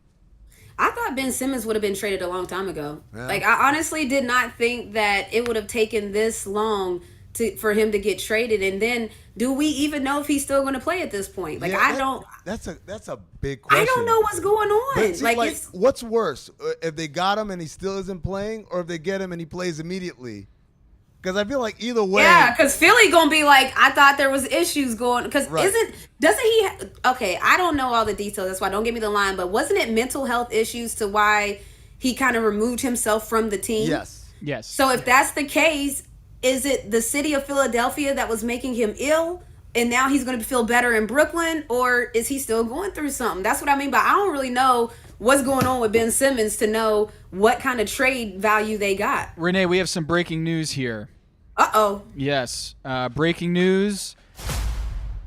The Lakers are standing pat at the trade deadline. Russell Westbrook, turns out his back might be okay. I mean, his back tightness. It's not tight anymore. The back tightness that Russell Westbrook sat out last night's game. The loss to the Portland Trailblazers. CJ Ellaby. Oh, did you hear Stephen A, by the way, on this? CJ Ellaby. Are you kidding me? Your starting lineup, Dennis Smith Jr., who's played for 3 or 4 teams. And last I checked, Perk, Anthony Davis and LeBron James play. I mean, I'm just disgusted by this lack of effort. No Russell Westbrook trade. Are you surprised by that, Renee? Russell Westbrook is still going to be a Laker, and they just got to go. I'm not surprised. It's like the internet tried to trade Russell Westbrook by themselves. It was like I didn't hear anything about anyone else trading Russell Westbrook except for the internet and Laker Nation mad about what was going on. But I'm not surprised. First of all, he has a big contract. Those are not as easy to move. And then he's not playing the best in the world. I'm not surprised. Plus, he's an LA dude. Does it matter that he was so excited to play for the Lakers? Does that matter to anybody? Well, let me. Well, you're from West Virginia, so I don't know. I don't want to hear it. I don't know what you. I was just going to say, like, if you had an opportunity to play for your hometown team that your whole life you hadn't played for, right? Like, I'm trying to think what the. Well, that's me with Atlanta. So I bought a house in Atlanta 3 years into the league, right? And so when I came back to play for the Atlanta Dream, it was playing at home because I had already been living there for 10 years before. Got you. So for you, what was that feeling like that you knew that there was an interest and it was going to fit in perfectly with your personal life? It was turned up. Like, I was so excited. First of all, you get to live at home during the home games. That there's something to be said about that. And so I was hyped. I think that for him too, he talked about how excited he was. That's why I feel bad about all of this Westbrook stuff, because if people understand, this is a home guy playing for his home team, and it's just like, imagine your worst nightmare coming to life, that you finally get traded to your home team and it goes like this, to play with LeBron and AD. It sounds like a dream, and then this happens. And everyone's blaming you. Yeah. For that everything's going on. You're getting booed in the Staples Center. I'm sorry. This is the same guy. Didn't he drop 50 points for Nipsey Hussle when he was playing for another? This is the same guy that puts on for the city. Yep. Like, I'm sure my boy can cry his way all the way to the bank, though. If we just be honest. You know what? Yeah, I mean, he'll be over it. He'll be all right, but I mean, this is like a hometown guy, and it's so crazy that things turn so quickly. But that's when you play for the Lakers or the Knicks, we know everything is going to be turned up with around it. But I just be thinking, like, everything sounded amazing. AD, LeBron, Westbrook, Carmelo Anthony, and then it just things just turn left. I just feel like, Renee, it's all like a fairy tale. When LeBron James goes back to Cleveland and wins a title for Cleveland, and people are suddenly all of a sudden thinking like homecomings work, right? The homecoming works, but it's all a fairy tale. Like I remember Dwayne Wade going back to Chicago, and it was like, oh, he's coming home. He's coming home. That lasted, like 20 minutes. And then you have Russell Westbrook, who comes back home to L.A. That doesn't work out. Dwight Howard in Atlanta, that lasted, 27 minutes. And Joakim Noah in New York, maybe 35 minutes, and it was a disaster. So I kind of feel like LeBron James ruined homecomings for everybody in the league, thinking they could do that. Right. I see what you're saying. But yeah, no, I didn't even think about it like that. But so maybe it's not. Maybe there's something to when you play at home and all your family, friends, and everybody are there. Maybe there's something too that you're not locked in as you would be. I don't really know, but I never really put it in order like you did. You're onto something, Tommy boy. That's right. Now, Portland Trailblazers, they trade C.J. McCollum. They did not get Jeremy Grant. Jeremy Grant did not get moved. We were going to cross that off the thing. Where's the red marker? George Hill, as far as I can tell, did not get traded at this deadline. No. That's shocking. What's going on with this board? So what are you what's going on here? That's shit that's happened. That's shit that might happen, but ended up not happening. Most of it. There's still some stuff I think we can leave up there. I think we can leave Goran to Miami still up there. Brian Windhurst, president 2024, that can definitely stay up there. Yep. But all these other things did not end up happening. Well, Kyrie vaccine. Did y'all get anything right? Yeah, we got Simmons going to Brooklyn. We got Sabonis to Sacramento. We got Norman Powell to the Clippers. I know these happened a couple of days ago, but yeah. We got, let's see what else. My guy Ish Smith got traded. I'm very upset about this. Ish going back to Washington. Yeah. Another homecoming that did not work out. Ish Smith from Charlotte. Yeah, that lasted a half a season. It doesn't work. I'm telling you. Renee had a good experience, but you know why? Because Renee not really from Atlanta. It's our adopted hometown. But that's There's why, an asterisk. you had an immunity to that curse, right? And LeBron, you know what his immunity is? He's not really from Cleveland. He's from Akron.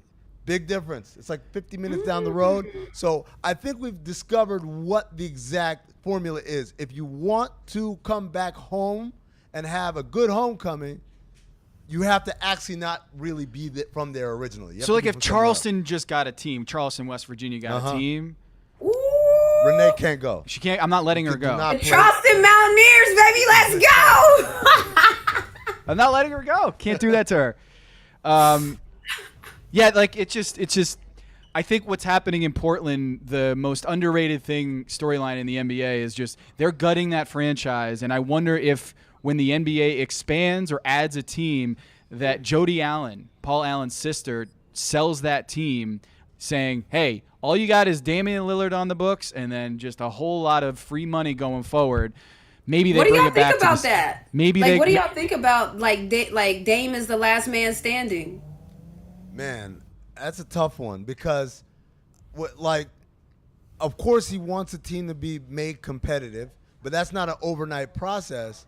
But also, I kind of feel like the deals they did weren't necessarily the best possible deals that they could get done, right? So they traded Norm Powell for Eric Bledsoe's contract that's very lightly guaranteed next year. And what's the young shooting guard's name? The athletic wing, Tom? Anthony Simons? No, from the Clippers. That they got from the Clippers going to Portland. Oh, Keon Johnson?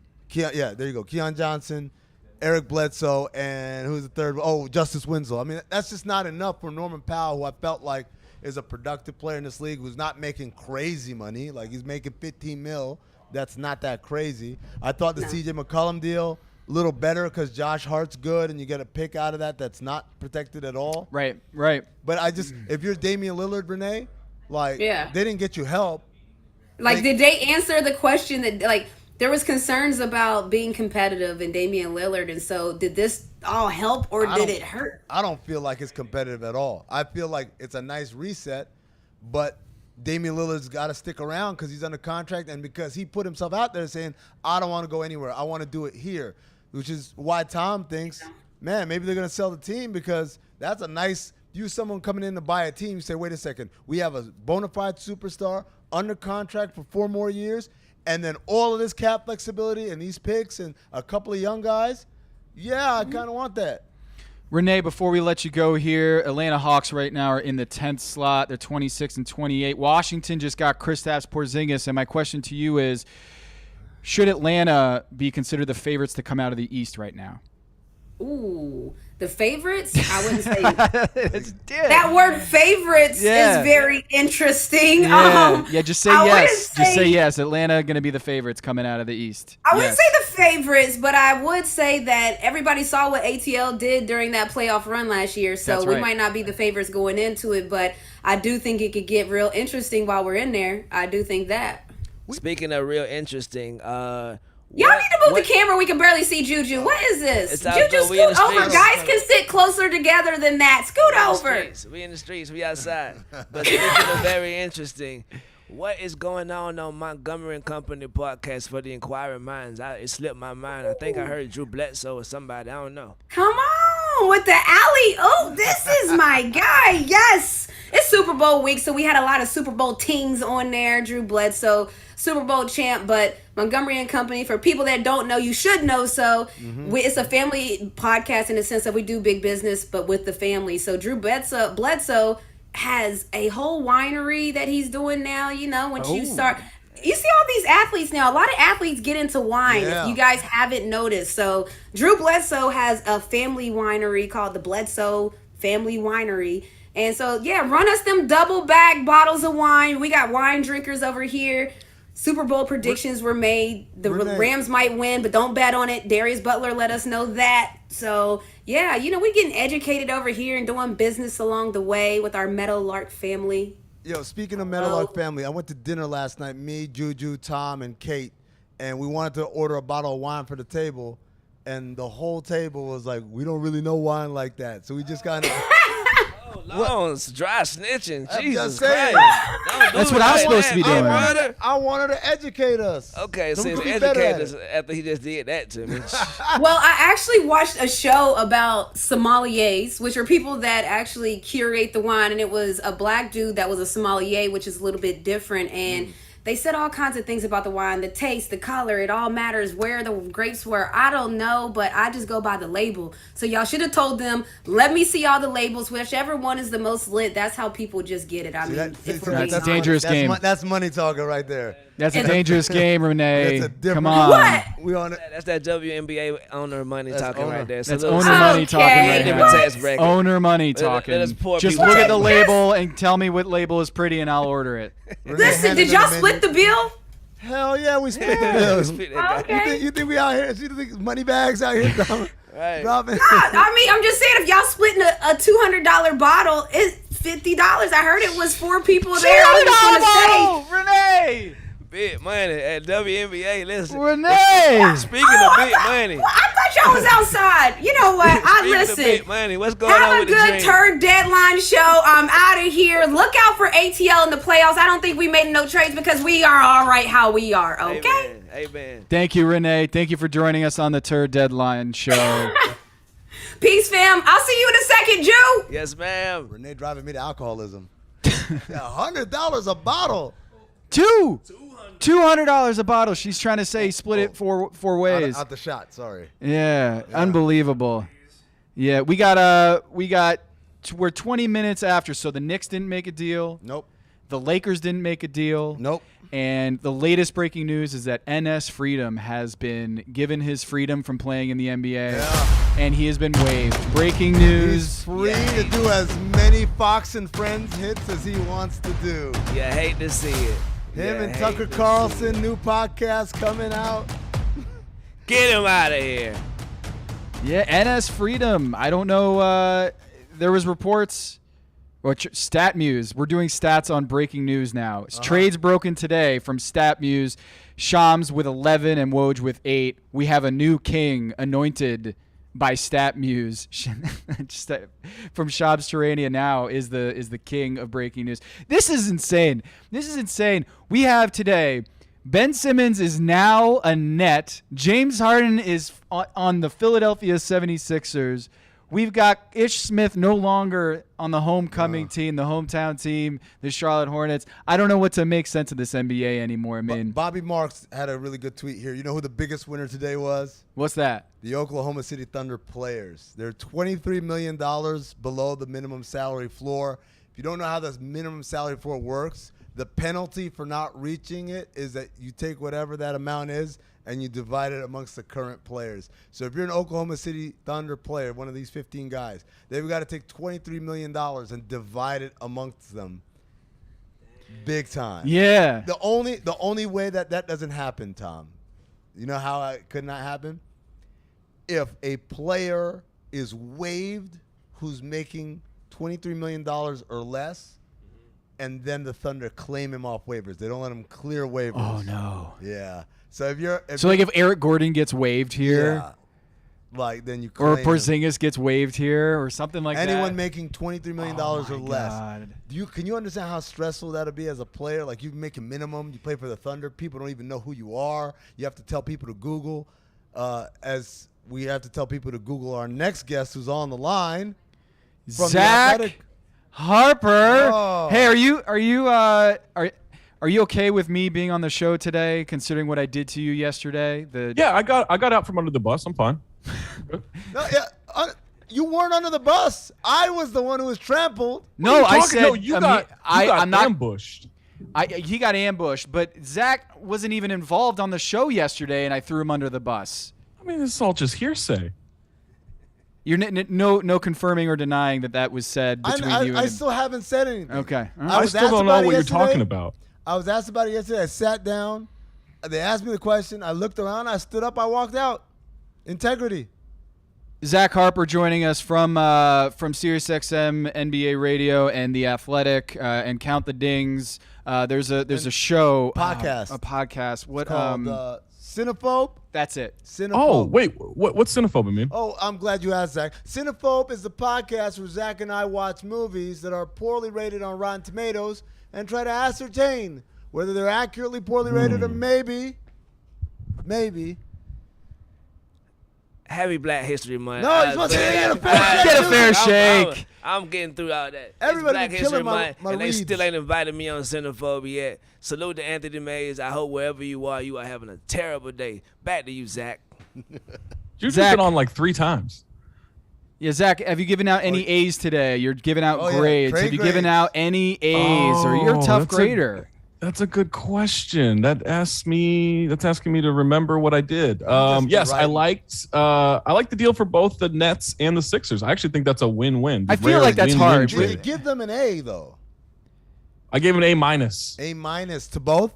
To both, yeah. Okay, what stopped the A- from being an A for both? James Harden might still be fat. Okay, and for Brooklyn? Ben Simmons might still not want to play basketball. Oh, yeah. Those are two very important things when giving out the grades. Yeah, it's in today's hot take culture, I kind of feel like you want to say one team won the trade or lost the trade and that there has to be a winner and has to be a loser. Do you think the big loser of this trade is just the idea that there should be a winner and a loser? You know what? Yeah, because it's like Rosie Perez said, right? And white men can't jump. Sometimes when you win, you actually lose. Sometimes when you lose, you actually win. Sometimes when you win or lose, you actually tie. And sometimes when you tie, you actually win or lose. I think that sums up this trade perfectly. Yes. Now, other deals that we have on the board here behind us, Zach, and under the shit that's happened column, we got Sabonis to Sacramento. Now, I showed you this picture today. You didn't know that the fans in Sacramento had a sign up that said, "Welcome to Hell, Domas." That is an accurate sign. I mean, it hasn't been great. We talked to Bonzi Wells on SiriusXM NBA Radio yesterday. Did you know that Bonzi Wells, his 1 year in Sacramento, was the last time the Kings made the playoffs? Bonzi Wells is now the head coach of Lemoyne College. So that's been a long, long time. We have to ask you, as a doctor yourself, an MD, an orthopedist, Russell Westbrook's back tightness, do you think it's going to be okay next game? I bet he's going to be fine, until the fourth quarter. Because that's when it comes down to winning time, and they bench Russell Westbrook, and then they still lose the game, but at least they can't blame it on him at that point, right? Blame it on the back tightness. Zach, Porzingis to the Wizards for Spencer Dinwiddie Give us a grade for both Washington and Dallas. I don't get it. I don't either. I really don't understand what happened there. Like Dinwiddie has not. I think he's better than what he's been in Washington, but he hasn't been good this year, right? And I don't know. Like, would you rather play him than what Jalen Brunson's doing this season? No, give me Brunson every time. Yeah, Brunson's been better. Like, I get it. Brunson might be expensive this summer because he's a free agent, but I'd much rather have Brunson right now. And then Bertans sucks. Like, he's been awful. He can't even shoot. His one job is to shoot, and he has been horrendous. I don't think you can trust him to be on the court. I don't think you can trust him to make shots right now. He can't do anything else. And you have him for like at least $38 million guaranteed after this season. Bertans makes what's my man down here, Duncan Robinson, look like a hell of a steal, right? At this point, because like as bad as Duncan Robinson or as up and down Duncan Robinson has been this season, Bertans is like consistently awful. He's just forgotten how to shoot. But Zach, speaking about the Dinwiddie part, I mean, he's kind of like a backup plan if Brunson leaves. Does that make him the Brunson burner? Oh. Is that couch still uncomfortable? No, this is a good couch. This is the good couch right here. Well, I'm glad Juju can at least All right, be Zach, on that couch and be comfortable. please give the grades out. Amin El-Hassan's Barack Obama impression. It's a solid B+. What? I think it's good. Yeah. Dude, you accuse every impression I do of turning into Obama. Why would it be B+? Wouldn't that make it a surefire A? No. Just It just means the rest of them are the same as your Obama. It's good, though. B+. I like the quiet Stephen A. Smith. Okay. Because it does become DMX as soon as you raise your voice. You mean to tell me that this sounds like DMX? Zach Harper, I'm appalled. You just sound like Mina Kimes doing DMX right now. Like that sounds like her impression of DMX. That's what it sounds like. That's what her impression of DMX sounds like. Is that an impression inception? Yes, it is. Impression. Thank you, Chris Cody. There it is. Juju Cody over here. NS Freedom has been waived by the Houston Rockets after a trade from the Boston Celtics. Zach, what is he going to do in his next act? Well, he's not going to go to the Lakers, right?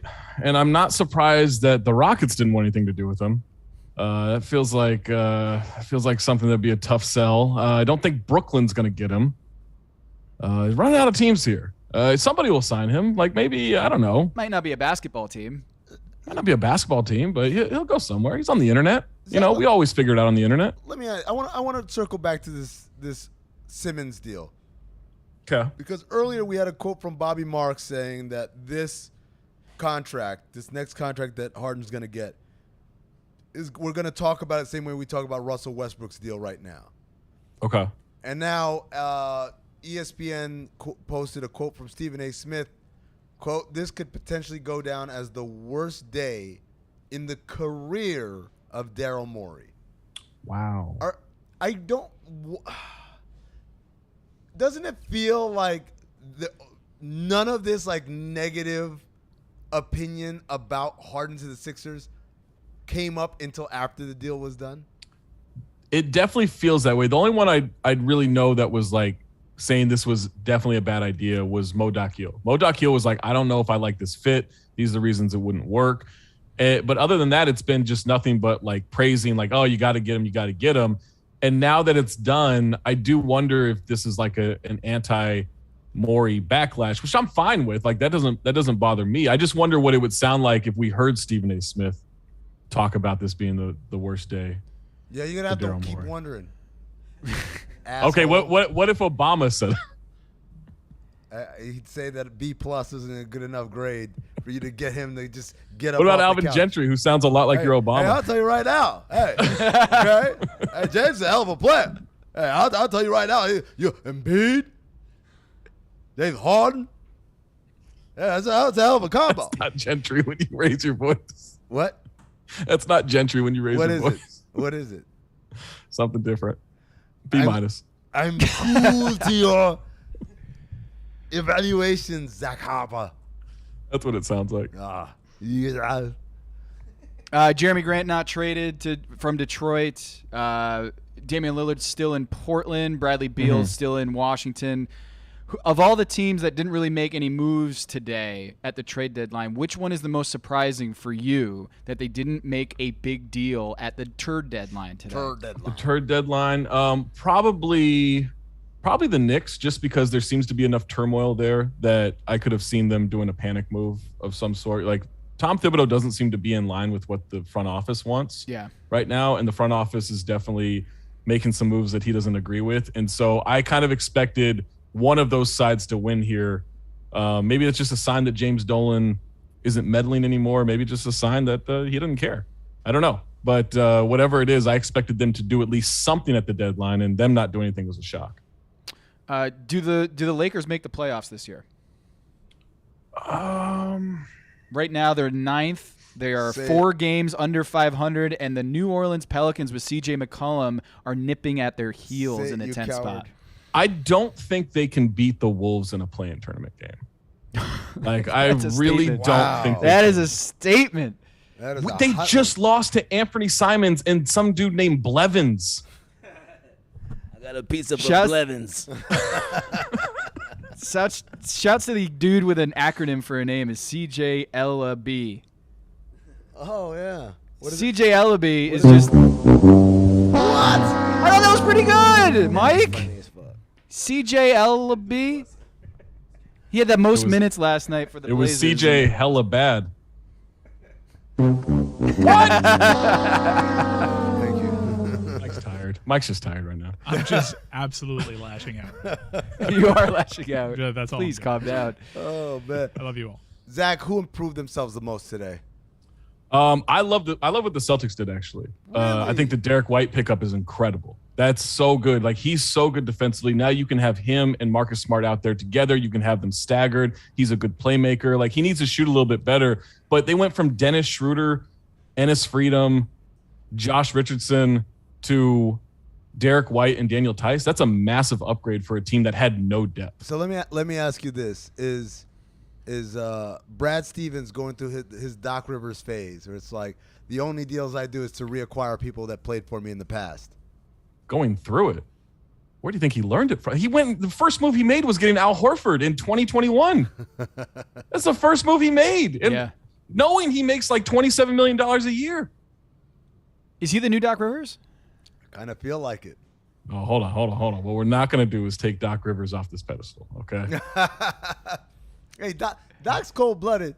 Doc's traded away 2 family members now. Yeah.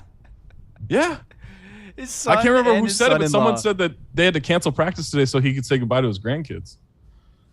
A day after making the whole grandkids joke, by the way. That's so crazy. Also, by the way, the NBA media laughter at that line was, as always, above and beyond the actual kind of... Tom, do you get sucked into that? The feeling the need to laugh at these press conferences? Like Tom, you look like I'm a big laugher. I laugh a lot. I laugh loudly and frequently. So yes, I'd probably be caught in that mix. Yeah. Are you upset with yourself? Like, is there a bit of shame when you do it? No. Well, the one time that Eric Spoelstra or Bobby Ramos one up me in the middle of the finals. Remember Bobby Ramos? Brought the finals press conference. Is that when you had the drink in your hand? No, that was when I asked David Stern a question in the 2011 NBA Finals in OKC. I had an adult beverage in my hand as I asked David Stern a question.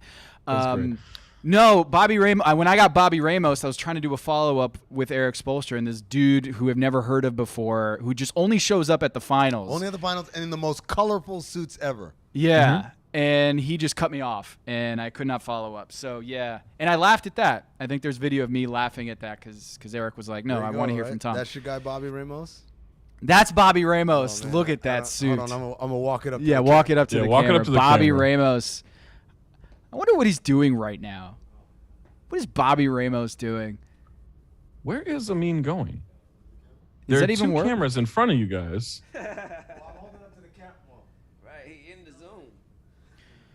So I think the Sixers are going to be unwatchable now, Zach, because they're just going to be trying to get foul calls. That's Bobby, man. Oh, man. Yeah.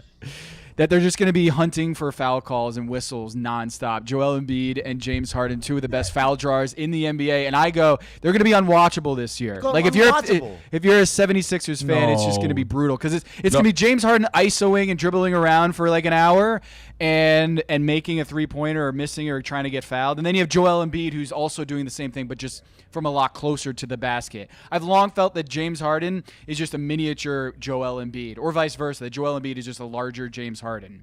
But even with the emphasis changes, I know they've peeled back a little bit as the season's gone on, but I don't think James Harden's doing that nearly as much. I do think he adapted a little bit, and I just think JoJo's fun to watch.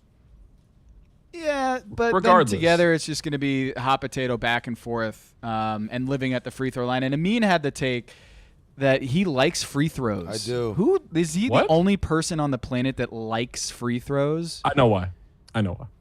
This is a man who constantly wants to check his phone and check Instagram. Constantly. I know because I do podcasts and radio with him often. Don't know what you're talking about. Throughout, like if we had a fine system on his iPad, he does not know what you're talking about. If we had a fine system on SiriusXM, he would owe so much money because I will constantly hear an Instagram video just start playing as I'm talking. Never. Yes. Never. You're making that up. A lot of times, see, the microphones that we use at SiriusXM, the headsets on our Comex devices, are very, very sensitive. I'm talking about like you can hear things happening in the house. It gets picked up. And so from time to time, I think my neighbors will have things happening. You know, they'll have like the radio on as they're cleaning or doing something. And Zach believes that it's me. Is that when you're in the bathroom or when you're in the studio? What's that? Is that when you're in the bathroom or the studio? Does it matter which part of the house you're in? I'm never in the bathroom. What are you talking about? I'm never in the bathroom. Look at that face. I've heard you in the bathroom. Okay. I've heard everything, including the flush. During a break, not when we're live on air. Well, how would I be in the bathroom while we're live on air? Put a towel on your head and you know it. A towel for the echo. Whoa, hold on. Supercharge that, Maze. Zach, did the finals odds change today? Does everyone else think it's Phoenix, right? Phoenix is the best team right now. Yeah, as long as Draymond's not healthy, we would go with Phoenix. Yeah. Yeah, like they're the team to come out of the West. So, I don't know. Like, do you trust Draymond to be healthy at this point? He's been out a while with this back issue. Give us a power ranking. Your top 5 teams. Well, I'm so glad you asked that. I mean, you can check out the power rankings on theathletic.com every Monday morning right there in your feed. Just got to subscribe to The Athletic, the best coverage of sports on the internet. I would give that an A for a layup. That was a great job. I'm giving you an A for that power rankings layup. Thank you. That was a nice pass to me, and I appreciate that. Number 1, I'm going Phoenix Suns. Number 2, I'm going Milwaukee Bucks. Number 3, I'd go Miami Heat. Number 4, Golden State Warriors. Number 5, Memphis Grizzlies. You're just pandering with the Miami Heat. You're pandering. Warriors. I got them number 4 going into this week. What are you talking about? And wait till they pick up Goran Dragic. Yeah, on but you're the thinking waiver ahead. wire. You're like, I'm going to be on TURD deadline on LeBatard. I'm going to put it in so that I can say plausible deniability. This was not just for the show. Previous week they were 3rd. Previous week they were 3rd. Now Zach, wow, a hater. You dropped them from 3 to 4. I did. Yeah, wow. they dropped one. They dropped one I didn't like. Wow. Zach, the reports about Dragic, who got traded to the Spurs, he's going to get bought out by the Spurs. Mm-hmm.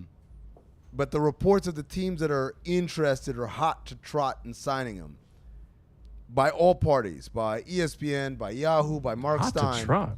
Everyone has said that Miami is not one of the teams that are listed as front runners to get him. What do you think about that bit of news? Has he been working out in Dallas? Has he been working out in Nope, not Clippers Dallas. area? Nope. Has he been working out in Milwaukee? Where's he been working out? Miami, Zach. He's been working out in Miami. Okay. All right. We'll see. We'll see. I think the biggest winner for me today is Brooklyn Nets. I think the Brooklyn Nets won the trade deadline. They get Seth Curry, maybe the best shooter outside of Steph Curry in the NBA, on ball and off ball catch and shoots. They also get Ben Simmons. They get younger. This season with the whole Kyrie Irving vaccination thing, like, okay, but next season you're going to have Ben Simmons, Kyrie Irving, and Kevin Durant on your team. So I kind of feel like, yes, James Harden, Daryl Morey gets James Harden, turns Ben Simmons into James Harden, something for nothing, it's essentially, a player that hasn't played this year. But to me, Brooklyn Nets win the day. Do you agree with me?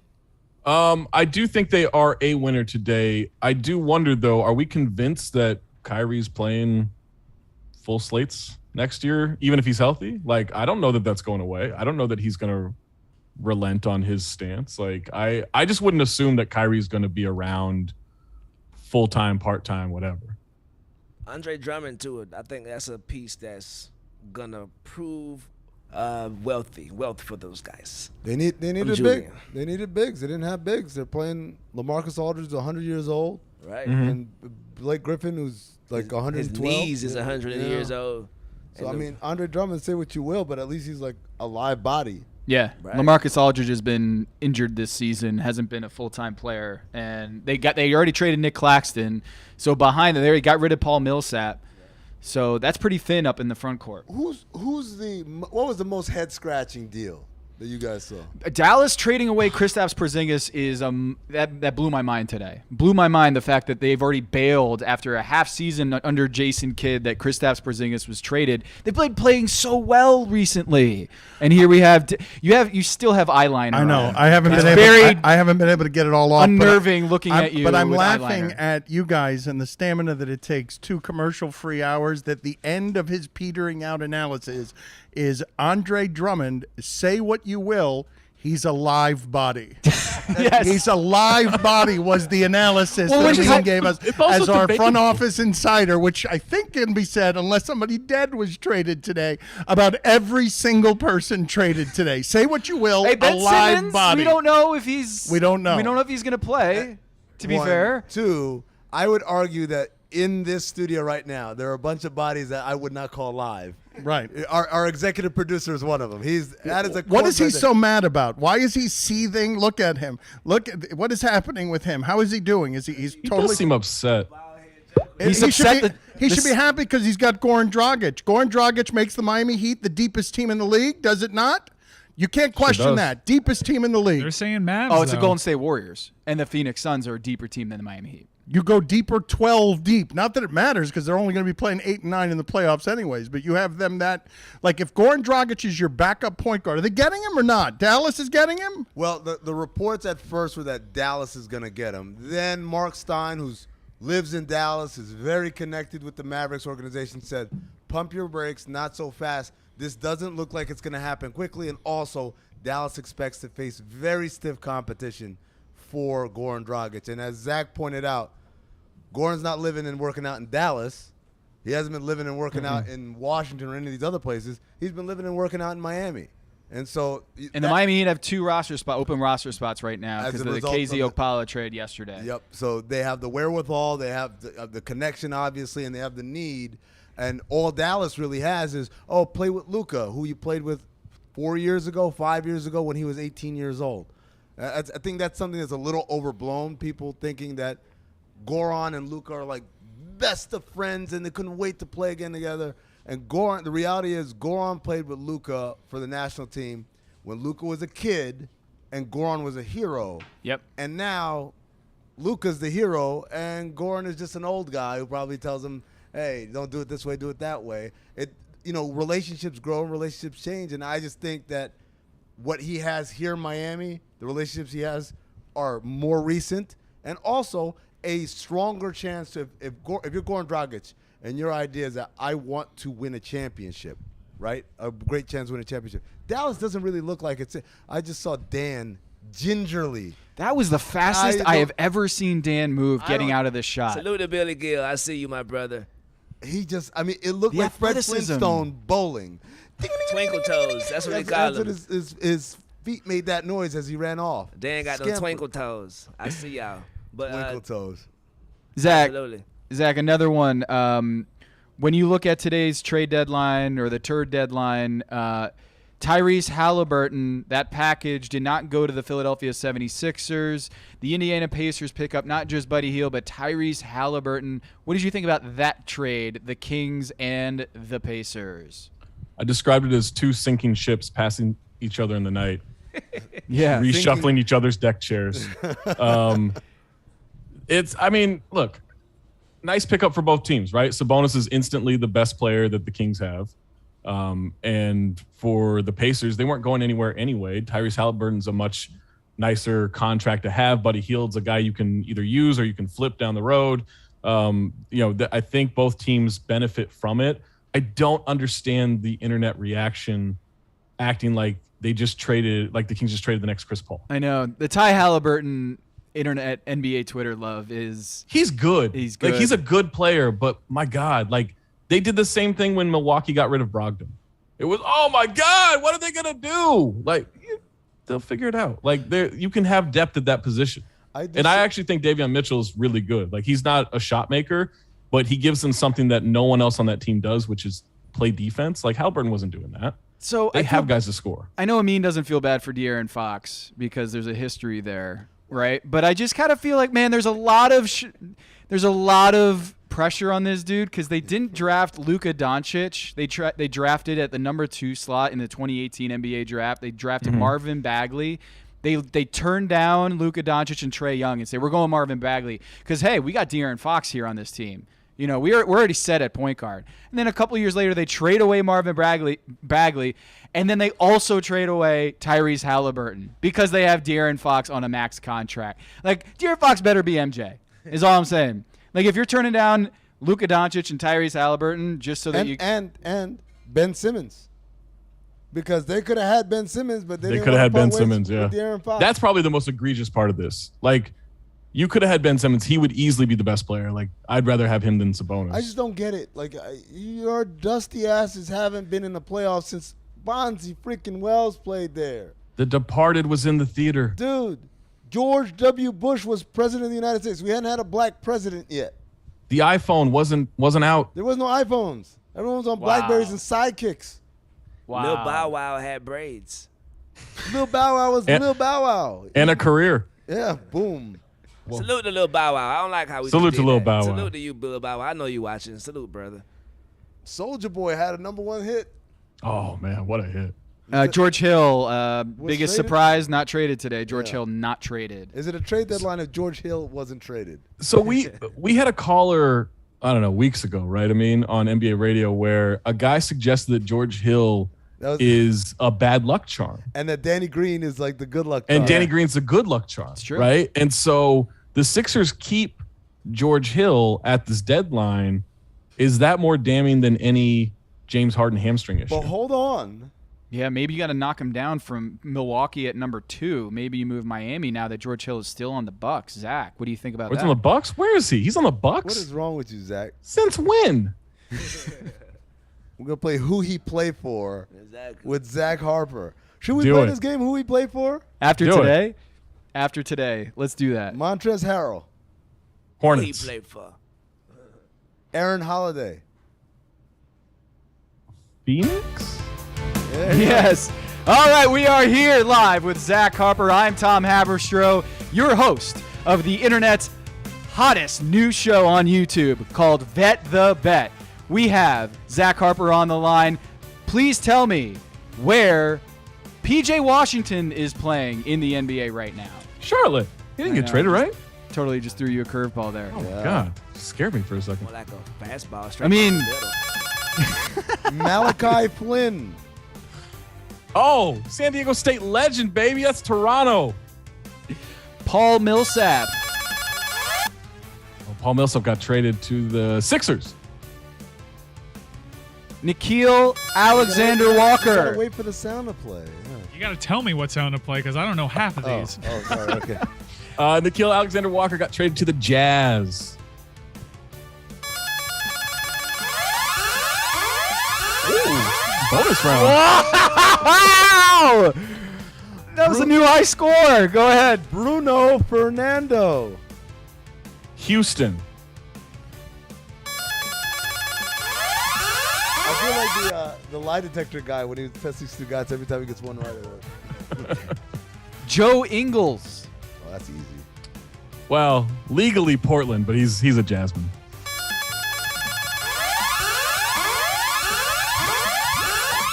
Chris Boucher. He's still in Toronto. Wait, was he in that fake trade? No, he is still in Toronto. That was a fake. Toronto. Barry McCockner. Thumbs up me. He got fooled by the internet. Oh, Tom got fooled by the internet? Yes, he did. What was the fake trade? Drew Eubanks. Nobody. He got waived. Oh, it's so up to date. That's good. Wait, are you on Twitter right now?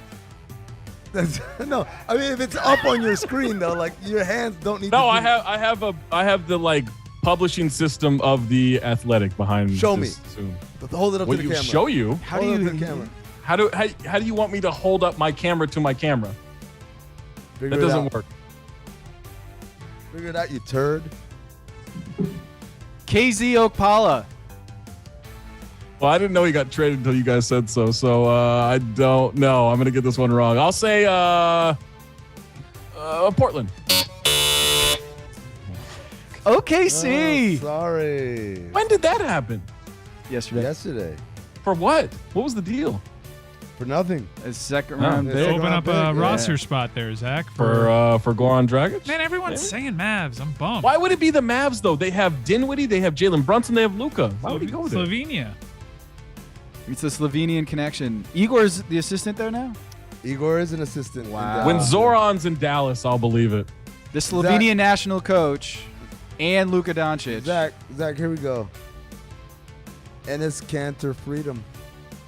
Nowhere. He got waived. Wrong. What? He's playing for Fox News now. Fox and Friends. That's where he's at. Actually, you're wrong, Amin. Outkick.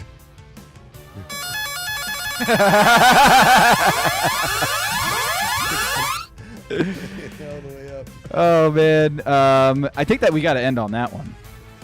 Oh, for Bet the Bet. Trivia? Yeah. And wait, or the whole show? No. Just saying the Bet the Bet. I was yeah. trying to do a hand signal to the executive producer. Yeah, but like this means end the whole damn thing. Right? I think you were looking for Apple, Tom. Apple. Yeah. I don't get it. All right. When you go out to dinner, Zach Harper, and there's 4 people at your dinner table, what is the maximum that it is okay socially to say the price of the wine bottle is going to be? I'm not giving you any information about the 4 people at that dinner table. Okay. So what is the biggest? Bottle. What is the max price that you think is socially acceptable at a dinner? Splitting the tab. We're all splitting the tab. Yes. Just even. Yes. Someone throws out a number and you're like, yeah, that seems doable, fair. I mean, anything under, for the 4 of us, anything under 300, I'm good with. Whoa!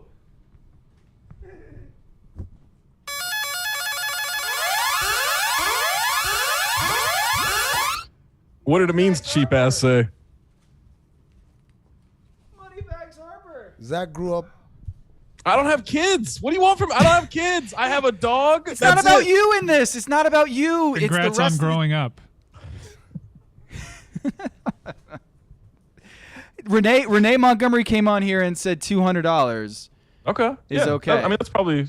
Wow. Yeah. You won up to her by a whole 100 by 33% inflation. Wow, that's incredible. I didn't spend all my money on the dream, you know? Like, she's got investments now. I'm liquid. I didn't spend all my. That's for sure. I know for a fact that Zach Harper definitely didn't spend his money on the dream. Spend it on shit. A dream. Zach has no dreams. I know for a fact Zach Harper's investing in collagen. Oh man, look! You see Wow. this here, Mike. You see this shit? God, you know? I'm just how it goes. I know you're supposed to ingest this stuff, but I'm just pouring it directly onto my head. That's what you got. You pour it on your head. If some creeps into the mouth, you're great. Like that's It's all like you the need to tap do. the top of the head and rub the tummy at the same Yeah, time. hit me up for some liquid top of collagen. the You head guys need it. while- I gotta. while power gotta. chuggy. And Oakley's. Dude, I was And, walking. oh my God! Look, walking no in the- one sold Oakley's back in the day like I did. Okay, nobody. That's why you're liquid. Exactly. I saved 75% on sunglasses every time I bought them. 75%. Yo, Zach. Oh, I got one more. I know I said we had a couple, but I got one more for you. Armani Brooks. Oh, that's our guy on Houston. He's still on Houston. I don't know. John Holland just tweeting like he got waived. You don't even have the answer? You don't even know. He says Armani Brooks is on a lightly guaranteed multi-year minimum and can really shoot. We One- ended the game and we were done. One of And you these. brought But it you back for decided an to answer come you back. don't know. With someone that you don't know. Well, I'm just quoting my friend John Hollinger here. He said one of these types should claim him on waivers. So that means he's on waivers, right? John's dead to me, though. Why? Just so you guys know. What'd he do? He never signed Ricky Davis to the Memphis Grizzlies. I badgered him every time I saw him to sign Ricky Davis, and he didn't. And guess how many titles they won? 0. Maybe that's why, by the way, because you badgered him. It's like one of those things where like you're going so hard for him, and he said absolutely not. Yeah, well, who's laughing now? Now he has to work with me. All right, we have a new Vet the Bet question. Zach, your hands are in the air. Let me see them. Okay. Ricky Davis played for 6 NBA franchises. How many can you name? Hornets. Ding. Heat. Cavs. Celtics. Timberwolves. Clippers. I think that's in order, too. I might have flipped the Wolves and the Celtics, but I'm pretty sure that's in order. That was incredible. I mean, I'm sorry. I'm giving that an A+ today. Okay. That performance by all right. Zach Harper, A+. I believe he also competed in the dunk contest once for the Hornets and once for the Celtics. He also purposely missed a fast break layup so he could get a triple-double It wasn't a rebound. fast break layup. It was a shot on his own basket. He shot Yeah, on his own basket. to grab But the that's not rebound. even the most incredible play in Ricky Davis history. Everyone always goes to the failed triple-double attempt. There was a game when he played for the Cavaliers before LeBron got there. He's against the Philadelphia 76ers. They are down 20 points in the fourth quarter. He gets a breakaway, and he goes through the legs for a dunk, down 20 in the fourth quarter of a game. That's a hero right there. I thought you were going to say the dunk on Steve Nash where he just kept saying, oh, shit. That's number 2. And that was great because he looked right into the cameras for all the kids at home and just yelled, oh, shit, after he dunked on Steve Nash. It was great. Great family fun. What is Ricky Davis doing right now, Zach Harper? His son is actually a very good high school prospect. So I think he's coaching up his son. He's doing a little coaching on the AAU circuit. All right, guys, we've got just about 40 seconds before this show is about to be over. Closing thoughts, Tom, on this trade deadline that was pretty wacky and wild.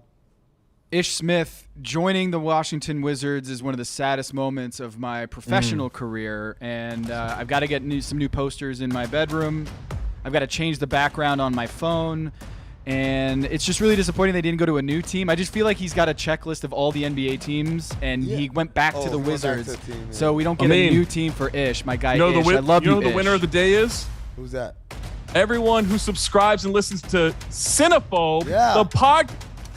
Oh, wow. Whoa. Wow, It sounds like you got your mic cut off there, Zach. Wow. Mike, while you're zapping people, do you have any closing thoughts on trade deadline day? Oh, look at that. Look at that logo there. Cinephobe. Wherever you get podcasts this week, Class Act. Starring Chris Reed, Kid, and Chris, what's the other Chris name? Play. Chris Kid and Chris Play. I think we're all sitting here awkwardly on the couch because we literally all have to drop some turds after the turd deadline. Oh, my God. I am full of turd right now. So much Juju, turds any closing thoughts? Salute to Dan and that eyeliner he still got on walking around the streets of Miami. I see you, big brother. Hopefully we get it off you soon. All right, guys, we'll be back tomorrow. Again, LeBatard Show live, starting 11 a.m. Eastern on YouTube. One more day of this. Tom, you won't be here, but I'll be around. I'm exhausted, and I have a city to conquer tonight. Good night, everybody. Listen to Cinephobe. Subscribe.